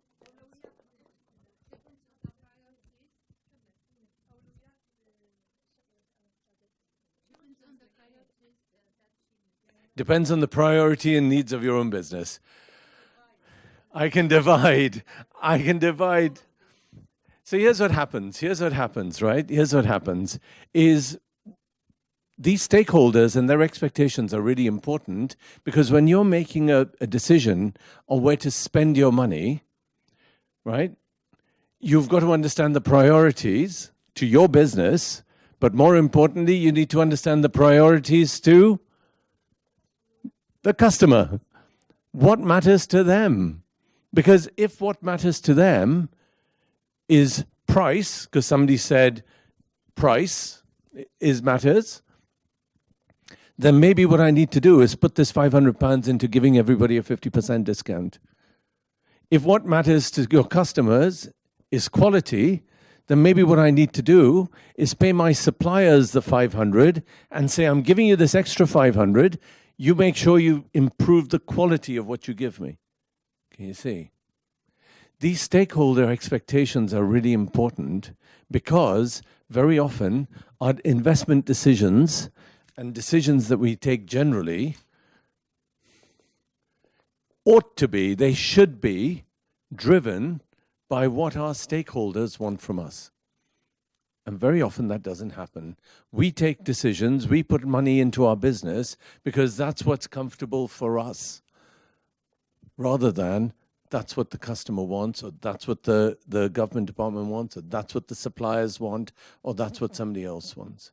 So partly I want to get you to understand expectations so that you can start to think about what and how that means.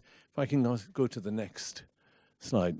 So what I'm going to ask you to do is I'm going to split this room, if I can, in three, okay?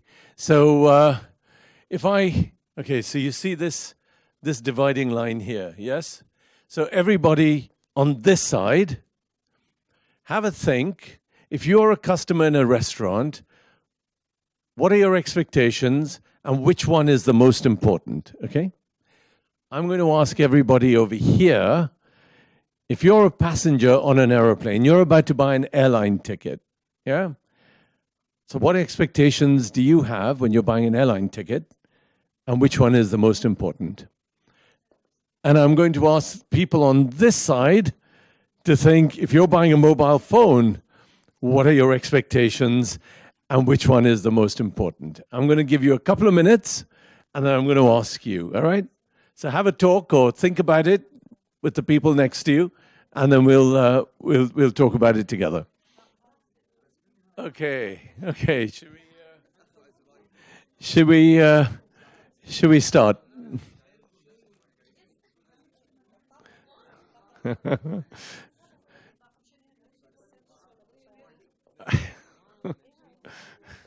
Clearly, this is getting people a bit. People are getting really into this. Okay, let's make a start. Let's make a start. So, go on. Let's. You're which group? This is phone, mobile phones. Okay.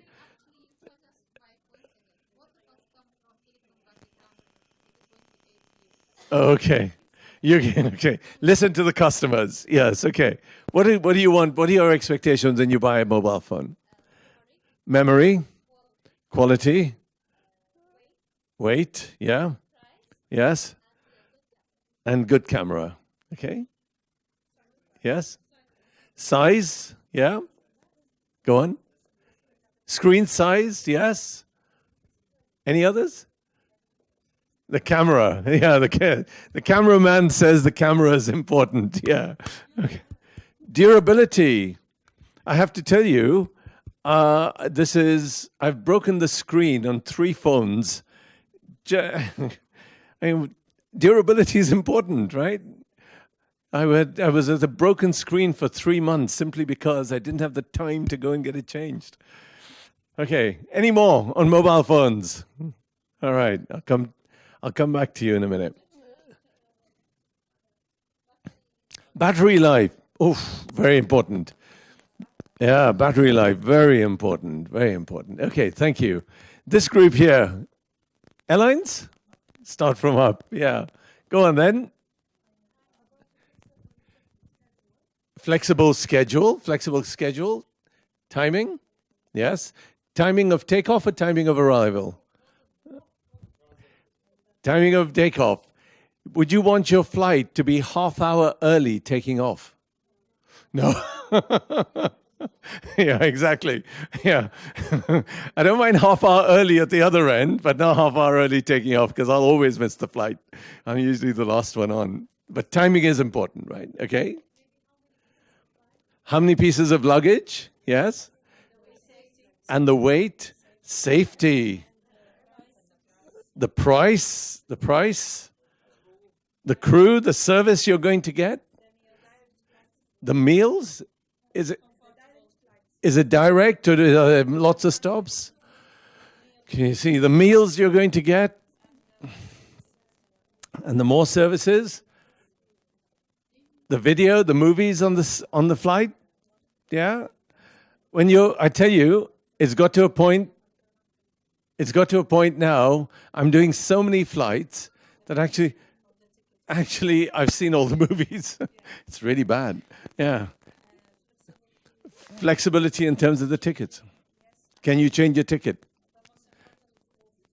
Excellent. Thank you. And this group here, restaurants.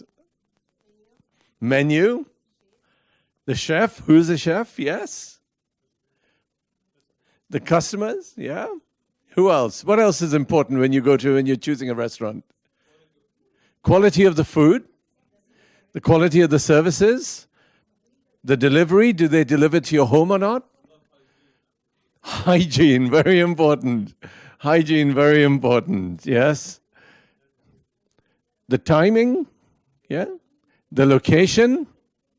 Yes. Parking. Can you get parking nearby or not? Right? The taste. Nobody's mentioned taste. It's inside the quality of the food. It's inside the quality. The good recovery.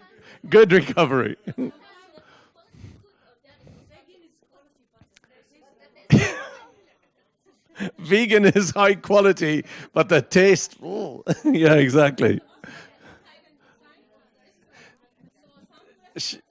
One at a time. Yes, the design. Yeah.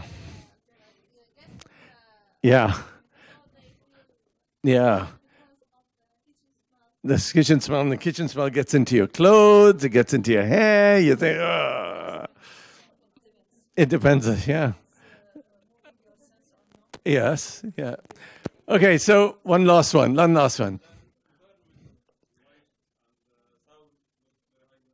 The environment, not very high sound. You don't want loud music if you're trying to talk and that sort of stuff. Okay, so you've all looked at 3 different sectors, okay? You've looked at the expectations of the stakeholders, right? And here's the thing. Over here, I heard things like size, weight, camera, battery life, durability, yes? Over here, I heard things like service, safety, food, scheduling, flexibility, timing, okay? All of that. And over here I heard quality of the food, quality of the ambience, the type of menu, the extent of the menu, the chef that's making your food, all of these things, right? Can you begin to see that when you have a limited budget, when you have a limited amount of money, actually it is almost impossible to deliver every expectation. And actually, some of these expectations conflict, right? So yes, I might be able to get all my flights arriving and departing on time, but actually, I may not be able to do the flexibility of scheduling. Actually, I may well be able to get high qualities of service and maintenance, but every time an aircraft is in maintenance, it's not in the air taking passengers. So maybe I won't have enough planes to kind of have the choices of where you go. Maybe with mobile phones, I can give you a really good camera, but I'm going to have to charge you another 50% on top. Hang on a minute. Maybe not. Maybe I don't want to pay that much. Maybe I don't want the camera anymore. Or maybe I can, in a restaurant, we can give you, if you want hygiene and you want hygiene to, food to come out, which is not going to give you food poisoning, maybe I can't give it to you at the cheap price that you want. Maybe I'm going to have to charge a little bit more. Maybe I can't give you parking, because if I invest in buying another 10 parking spaces for you to have for free, I can't invest in the hygiene. Maybe it's one or the other. You need to understand stakeholders' expectations, firstly, because there is a wide range of them. Secondly, no industry, no company, big or small, can meet all of their stakeholders' expectations 100% of the time. Because there isn't enough money to be able to do that. There are choices that need to be made. And part of what I want to kind of get you to do, and entrepreneurs, some can do this intuitively, but actually very often you need to stop and think about this. Which of these expectations of all my stakeholders are the ones that are most important to them?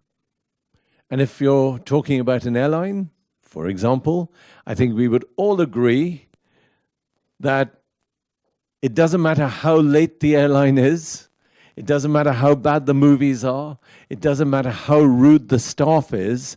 What matters more than anything else to all of us? Safety. I don't mind about the taking off bit. I just want to make sure I land. It's the landing bit that's really interesting for me. Can you see? So don't tell me I've got a ticket and I've saved 10 KD or I've saved 100 KD. If I don't land at the other end in one piece, that savings doesn't mean anything to me. Can you see?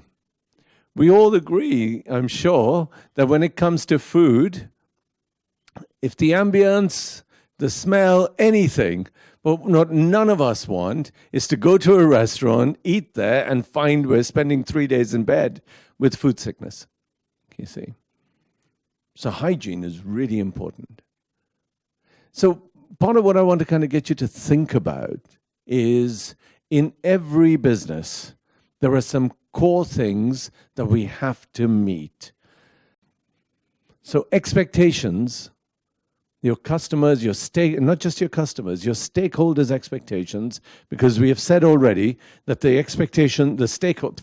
stakeholders will vary at different times, at different points in where your business are. Who the number one stakeholder is going to change.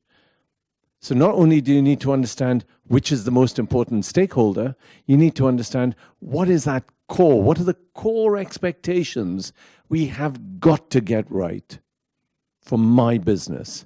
And the answer to that question is going to be different for all of your businesses. Okay? And you need to think this through. If we go to the next slide, please. So here is where are we? Which one are we?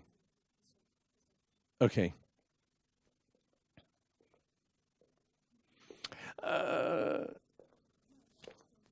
Okay, I'll ask you to, I'm not going to kind of get you to discuss this, but what I would ask you to think about, okay, what I would ask you to think about is, think about a situation where you've gone as a customer, you have gone into a business, or you have had some dealings with any business. I don't need to know the names because it's on camera, right? So I don't want to get anybody to get sued here. But think about it where you were really dissatisfied with that service or with that company. Okay? Think about where you were really dissatisfied with that company. And you think about that, actually what you will think about is that company did not meet one of your expectations at that moment in time. Whatever the expectation was, they didn't meet it. And I'll give you one example from mine very recently. When I was coming here, I was in Mumbai in a hotel. And the taxi was booked to get me to the airport at 4 o'clock in the morning. So just about 4:05, I went down to get into my cab. When I got downstairs, the reception told me, the taxi is on its way, just wait a few minutes. Okay, I've still got a bit of time. So I waited. It then got to 4:15 in the morning. There was no taxi. It then got to 4:30 in the morning. And now I'm starting to get a little bit agitated because I don't want to miss this flight, can you say? And so now I am going to the reception, and where at first I was quite polite, you know. So when is this taxi coming? Tell me, go on, give me some insight. How long am I going to be waiting? By 4:30, it was a different story. By 4:30, I am feeling a lot of stress here, okay? I need to know when this taxi is coming and why this taxi is late and where, yeah. So the guy tells me, the taxi's behind the hotel. The car is behind the hotel. I said, I'll walk to, exactly, but I won't tell you what I was thinking, right? What I was thinking can't be published or can't be said in polite company. My response was, if the taxi is in the back of the hotel, I'll walk to the back of the hotel. I just want to get into the cab and move. Clearly, the guy is lying to me. Right? You see, the person is not telling me the truth. It's obvious there is no taxi in the back of the hotel. It's now 4:45, okay? It's 4:45. My intention is to be in the airport at 5. And traffic in Mumbai can be very, very dodgy because it's so crowded. Even at 5 o'clock in the morning, you can get stuck in a traffic jam, depending on what road you're in, because it's just such a big city, so busy. 4:45, the driver walks past me. And it's very clear that he has only just got out of bed. Because you can see the sleep in his eyes. You can see that he's kind of washed his face and he's walking around half dazed, can you see? Now I can assure you that that hotel did not meet my expectation. So we all have those situations. And so the question becomes, why do companies, why does any business not meet its stakeholders' expectation, right? You've got to ask that question. Why wasn't this hotel able to get a taxi at the front door at 4 o'clock in the morning, as they had said? And the reason is because they are not very good at putting the right process in place. If I could ask you to go to the next slide. So what I want to do, I give you this as a template that you could possibly use at some point, okay? So you can say, that's my customer. Oh, I'm sorry, I'm on that side. That's the customer. This is the expectation. And now you can start to say, what's the process? And in this case, the process was organizing a taxi to take someone to the airport. Process. And if you don't get a handle on what your process is it any wonder that customers or government departments or banks or whoever your stakeholder is going to be dissatisfied because they want something from your business and you are not giving it to them. So you need to understand the expectations of your stakeholders, and then you need to line up, you need to align what you are doing to those expectations.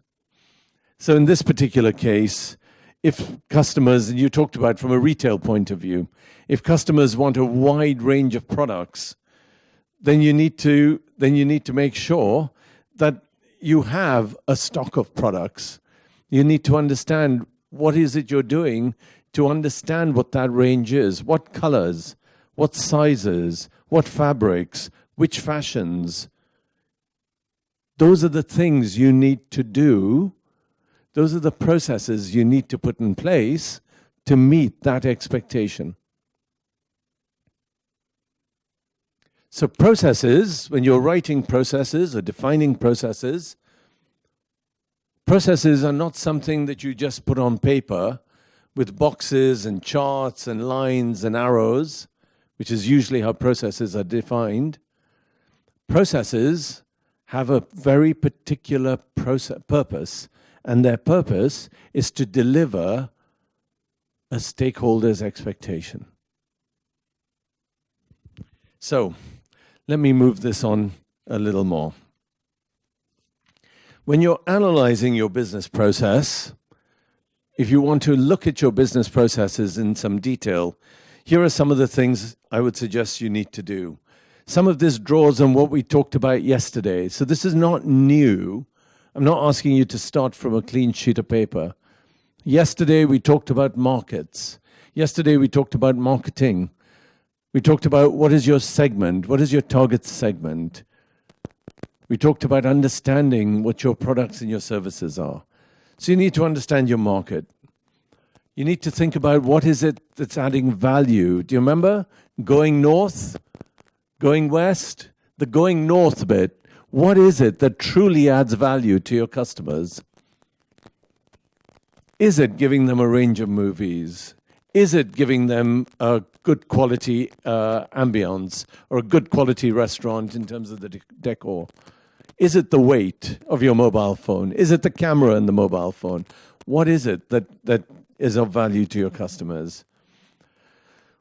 What is your relationship with your stakeholders?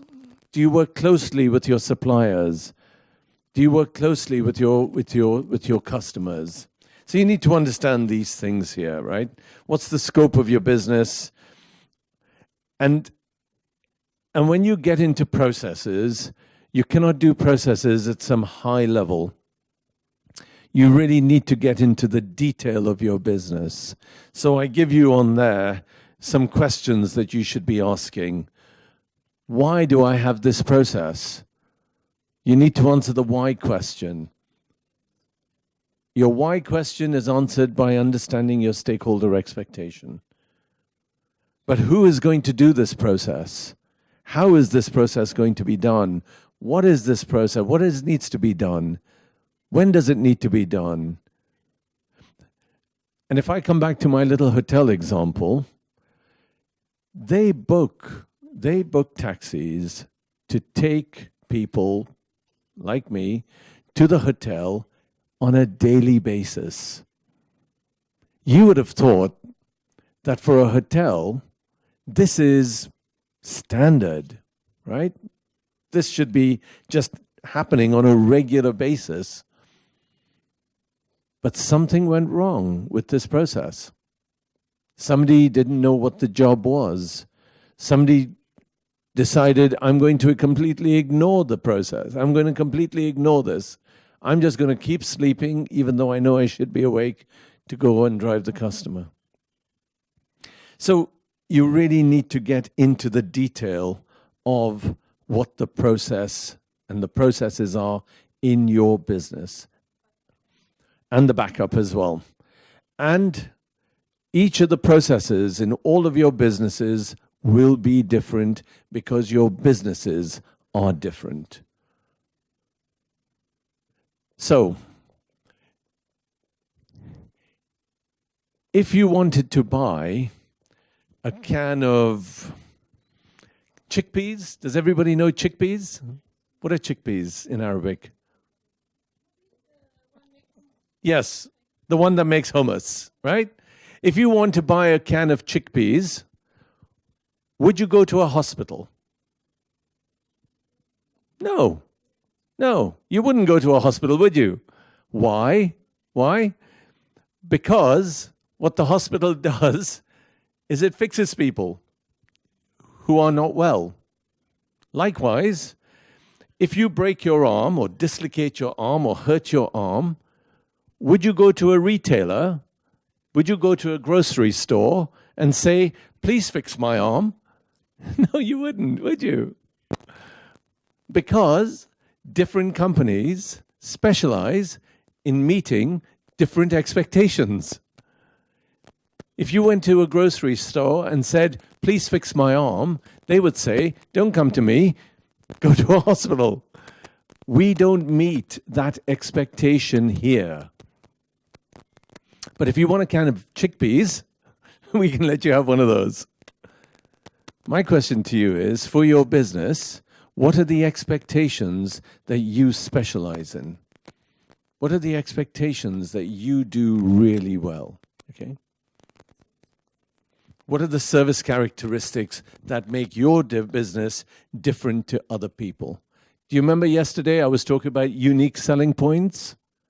Those unique selling points are not something that you think about out of your imagination, although you might do, but those unique selling points are actually the mirror of your stakeholders' expectations. I just want to tie things together from what we did yesterday. The last bit I want to talk about here is use of technology. And I know that during the break, some people were talking to me about technology, information, and data, okay? Processes are really important when it comes to data. If we could move on to the... And I really want to spend the next few minutes that we have really focusing on this issue of data, okay? So, how do I do this? How do I do this? If I said the phrase information technology, everybody understands it? Yes? IT? Yes? IT? Okay. If you have a piece of paper, or even if you don't have a piece of paper, can I ask you to write on a piece of paper the letters I and T, which is a short form for information technology. Have you IT? Just write I and T on a piece of paper. Any paper, doesn't matter. You should have a piece of paper in your you should have a pad in your writing pad. Excellent. Or if you've got a notepad, just write it on a just I and T. Perfect. That's the one.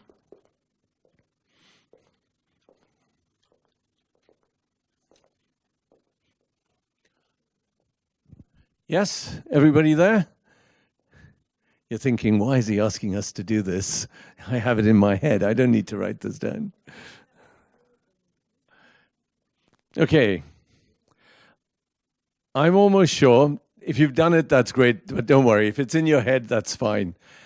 I'm almost sure that what most people did is they wrote the I and the T roughly the same size.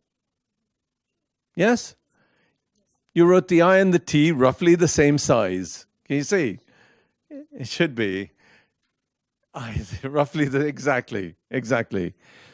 So here's what happens when businesses come into contact with IT. The I becomes really small and the T becomes really big. Because everybody wants to focus on the technology. Everybody wants to focus on the system. What system am I going to get? Is it going to be an ERP system? Is it going to be a POS system, point of sale? Is it going to be a CRM system? Is it going to be an HR system, a finance system? What's the system? And I've worked with companies, big ones and small ones. Okay, I've worked with companies of all sizes. And they get so caught up in the system that before you know it, they have brought in the vendors, the people who have the systems. They get 5 of them to come in. They say, tell me what your system can do. And vendors, IT companies, I've got to be careful, I'm on camera. They are very good at promising all sorts of things. Our system will do this and our system will do that. And you say, but can your system make toast? They go, of course it can. Can you see? Can it make hummus? Yeah, of course it can. It can do whatever you want it to do. Because they're there to sell you something, right? And that's right. That's their job. There's nothing wrong with that, okay? But what happens is companies then buy the system. They then try to implement the system. They implement the system. And then the people who are using the system say, that's a really good system, but it doesn't give me the information I need. It doesn't give me the information. You remember that I, which was so small? It doesn't give me the information I need. So we end up with this system, and we don't end up with the information we need. So what I want to do is I want to kind of get you to think about this thing. I want you to get you to think about this thing called data, okay? Am I on this slide here? Importance of data? Yes, okay. I want you to understand the importance of data. Everything your business does is around data. How well you manage your data is absolutely critical to your business.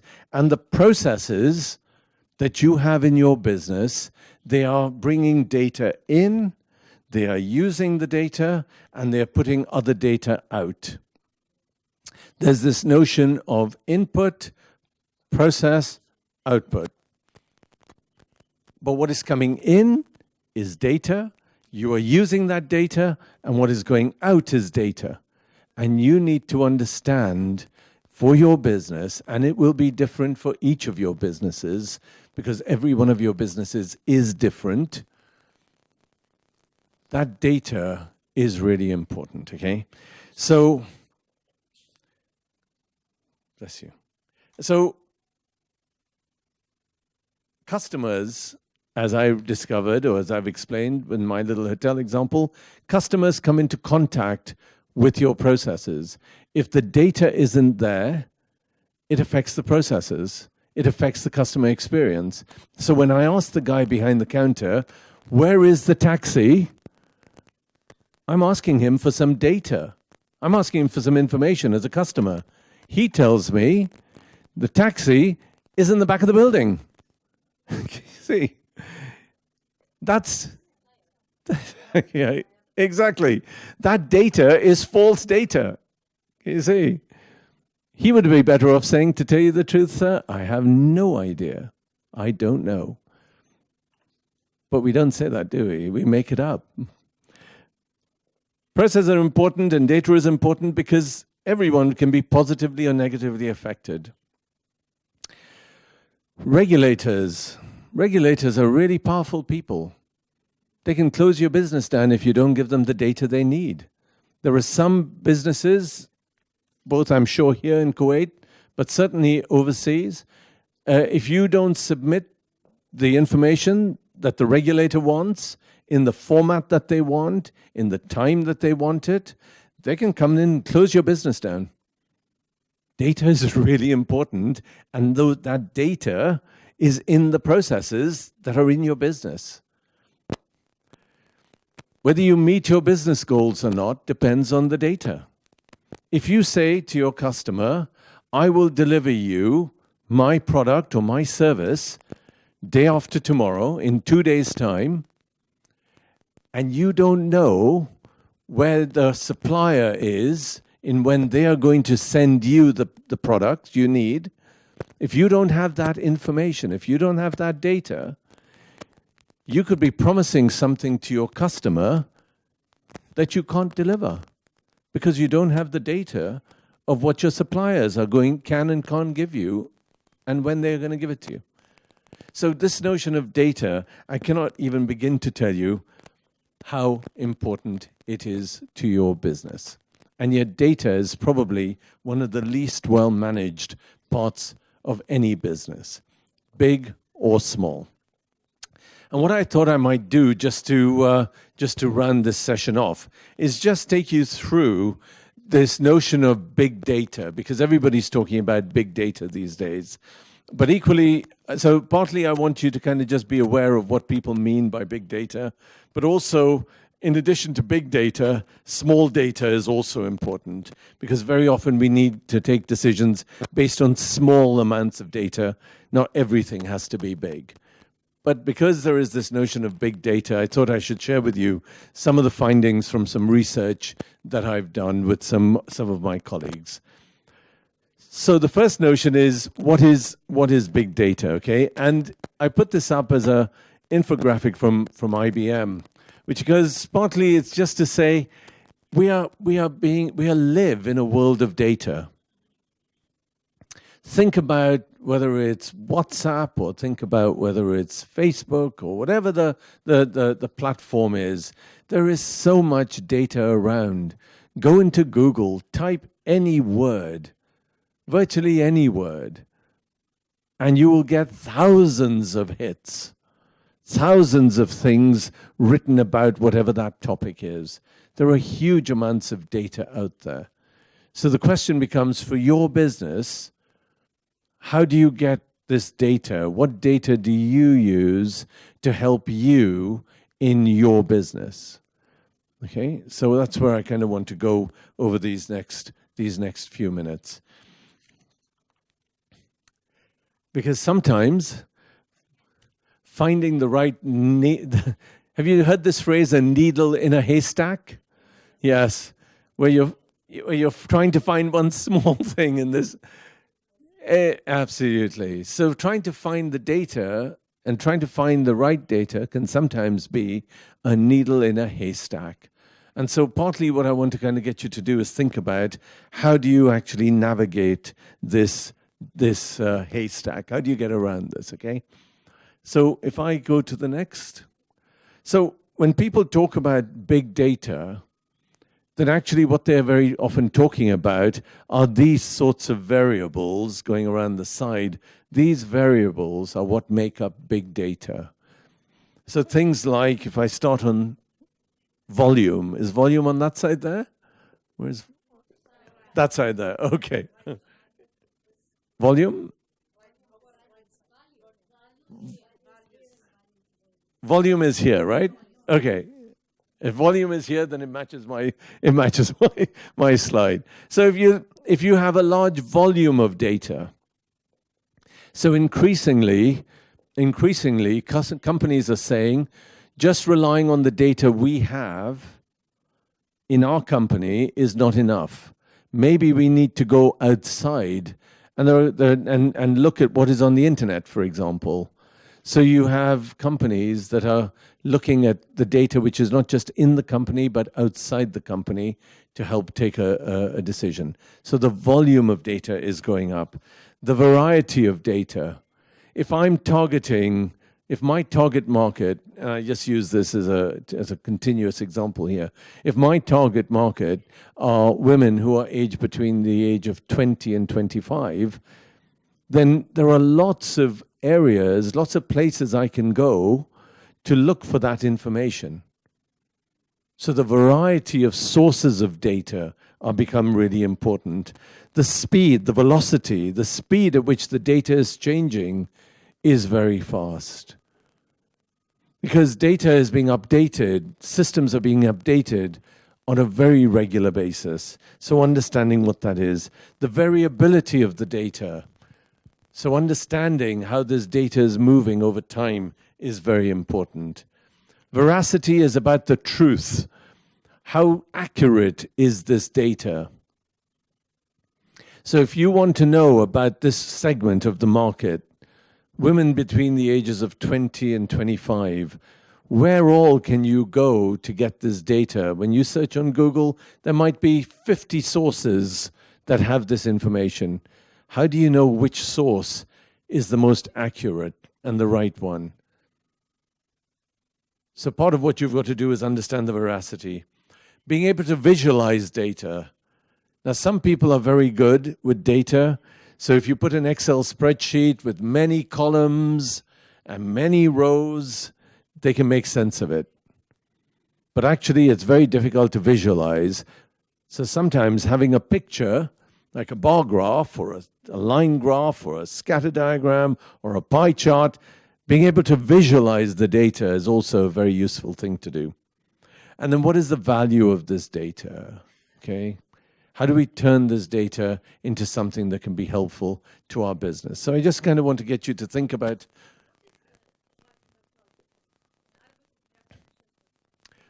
variability. Variability. Yeah, variability.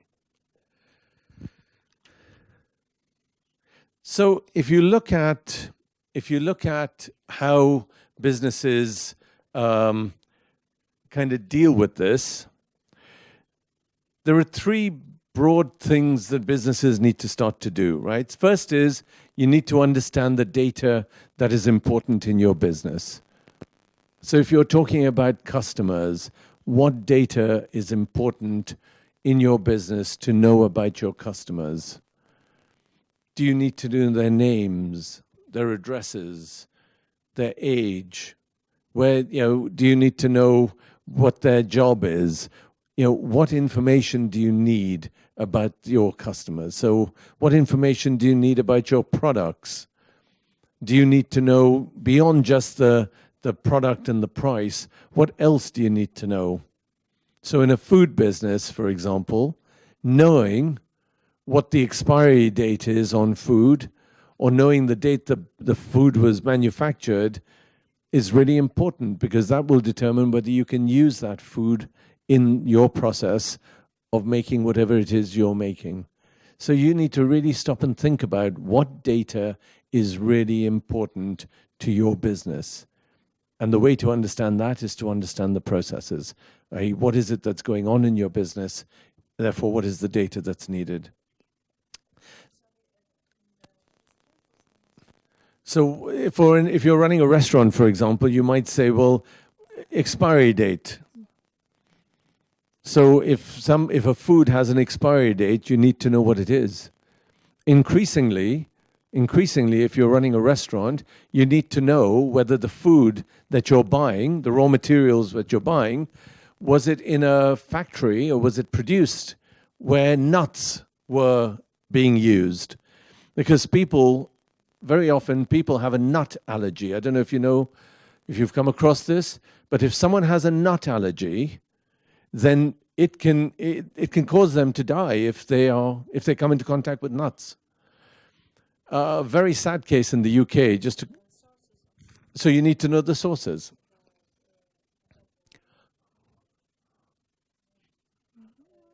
The ingredients.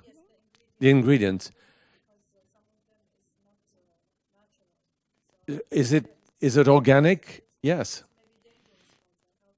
Exactly. But in a very sad case in the UK is this young boy in school, 12 years old. He had a nut allergy. And these other children, also in school, decided that what they were going to do is they were going to play a prank, play a prank, play a game, right? But not a very nice game. They decided they were going to throw food at him. But the food they were throwing at him were nuts. And whilst he defended himself, he put his hand up in front of his face, some of these nuts hit his face. Regrettably, this young boy passed away within 3 hours because he had a nut allergy. So understanding what the ingredients are, where this food has come from, if you're running a food business, I would say this is really important. You see? So you need to think about what is the data that's really important to your business, okay? Then analytics, which is the second point down, is there are lots of tools now for how you analyze the data. Some of these analytic tools rely on statistical analysis, so it helps to understand what those are. And then, so you can do also, yesterday we were talking about algorithms.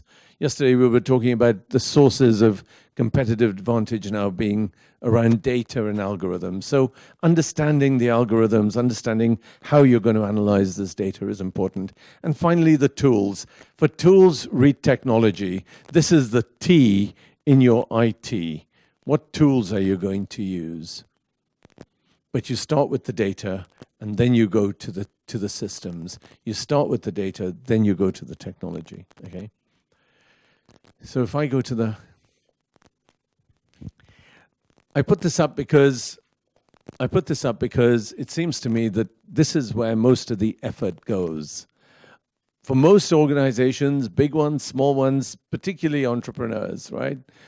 Usually we get so caught up with that bottom section. We get so caught up with that bottom section, which is about the technology and the infrastructure and how it's all going to work, that we don't always think about, well, at the top is the strategy. Is all this technology and the systems and the tools and the analytics, is it really helping us to achieve our strategy? And very often we end up being so caught up with this stuff at the bottom, we kind of forget that actually we're here in business to achieve some targets, to achieve some goals, to achieve the mission of the company, which is what we were talking about yesterday in terms of strategy. So I'm just trying to ask you to think about where you put your energy, where you put your effort. Okay. And I would suggest you need to put your effort into understanding the information and the data and how that lines up with your processes and your strategy. And I thought I might come towards the close of this session by giving you a little case study, okay? This is a case study, give you a little case study. So this is based on some research that some colleagues and I have done looking at big data. And in particular, if I could go to the next one, the question, the reference is in the thing below. In particular, looking at centers of innovation. Where in Europe are the centers of innovation? Okay, and so if you're trying to find out across 28 countries, where are the centers of innovation? Which cities, which regions are the most innovative? Then you've got to gather a lot of data to understand and answer that question. Where are the big centers of innovation? Okay. And so through the research, we identified a set of variables. If I could go to we identified a set of variables for what does innovation mean? How would we know where these innovations are? What are some of the indicators? What are some of the variables that we need to determine what is innovation? And if you look in most places, innovations are very often in conjunction with universities.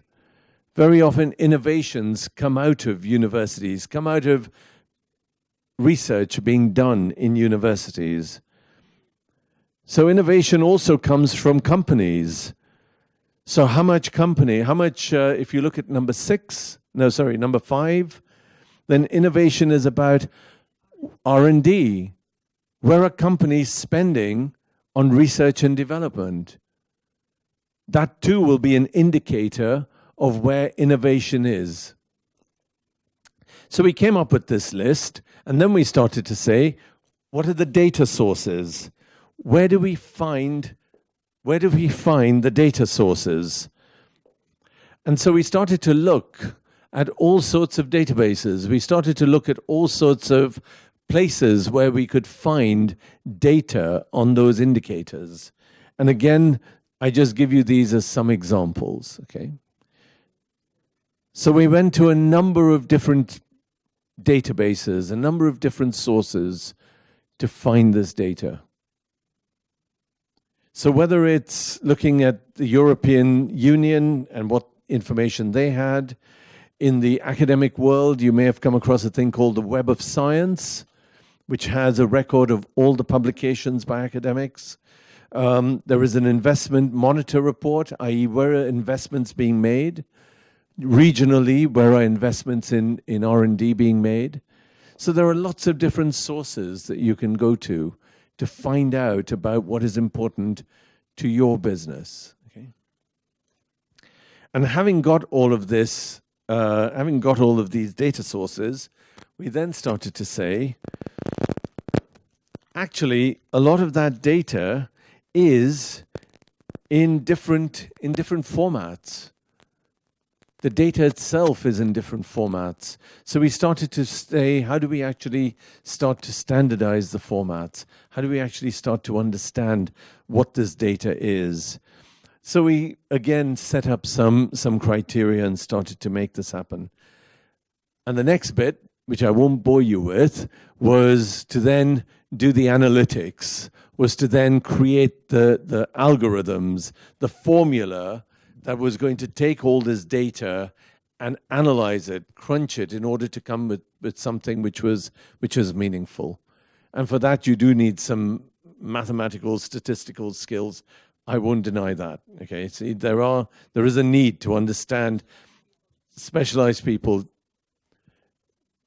to understand how to analyze the data. So you need to have, either you have the statistical skills, or you need to find someone that does have some statistical and analytical skills. So that was quite important. But what we ended up with, if we go to the next slide, Nuv, was when you look across, and now what was interesting is what we discovered was actually, while we were looking initially at the EU, at the European Union, actually what we also started to discover is that based on the data, there are some centers of excellence for innovation outside of Europe, unsurprisingly. And whilst, this is a way of visualizing all that data, because there is so much of it, you need some way for human beings to go, oh yeah, I can see how that works. But what you begin to see are some obvious examples of where centers of innovation are. So you would expect to see San Francisco right in the middle, because that's where Silicon Valley is. You would expect to see places like New York. You would expect to see places like London or Paris. But what's really interesting is you end up with some really interesting places, like where is it gone? Hyderabad, Bangalore, Helsinki. Can you see? All of a sudden you think, wow, these are centers of excellence for innovation. And what you also begin to see are where the links are between these centers of excellence of innovation. So where you see lots of lines coming into one particular place, that means there's an awful lot of activity going on there. Where you see, take Pune, right in the top right-hand corner. That's a city in India. You see that there are very few lines there. It is a center of excellence, but there aren't that many lines of activity. relative to, say, San Francisco or even Bangalore or Chicago, you begin to start to get a picture of where these centers of excellence are. So what I want to get you to think about when it comes to data in your business, okay, is I want you to think about these 8 things. I want you to think about what's the question you're trying to answer. What's the question you're trying to answer? Before you go anywhere near the data, before you go anywhere near the systems, what's the question? And maybe there are more than one question. But you've got to start with a question.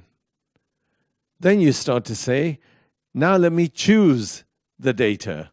Now let me choose the databases. Now let me start to think about how I'm going to answer that question. How am I going to source this data? Where do I look for this data? If there are multiple sources of this data, how do you integrate it? How do you amalgamate it? How do you bring it together? How do you then analyze this data? What tools do you use to analyze the data? And then how can you visualize this data? How do you make it a representation that people can say, that you can say, I can see the story, I can see the picture that's emerging, so that you can then take some decisions and then clearly implement whatever the decision is based on the data that you have chosen. So I give you this 8-point step just as a way of starting to think about how you make this happen. And given that this session was all around processes, if I could go to the next slide. So based on the research, based on what we did, so this is typically what people would say is a process map. It's boxes with arrows and lines connecting them from one place to another, okay? And really what this process map is starting to show is if you are going to analyze data, if you are going to use data in your business, then these are the stages of the process that you need to go through. That's not to say you have to start at the beginning and work all your way through. Typically, when people are using this, they could have multiple starting points, and then you work your way around this process. But what matters is that when you're talking about data, you need to make sure that that data is, and recognize that that data is in a process in your business. You need to recognize that that process in your business is meeting an expectation of some stakeholder. In other words, you need to make sure that the data is tied into the expectations of your stakeholders.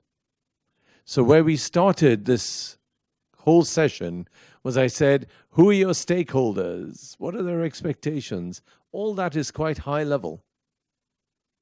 When you get into data, it's quite low level.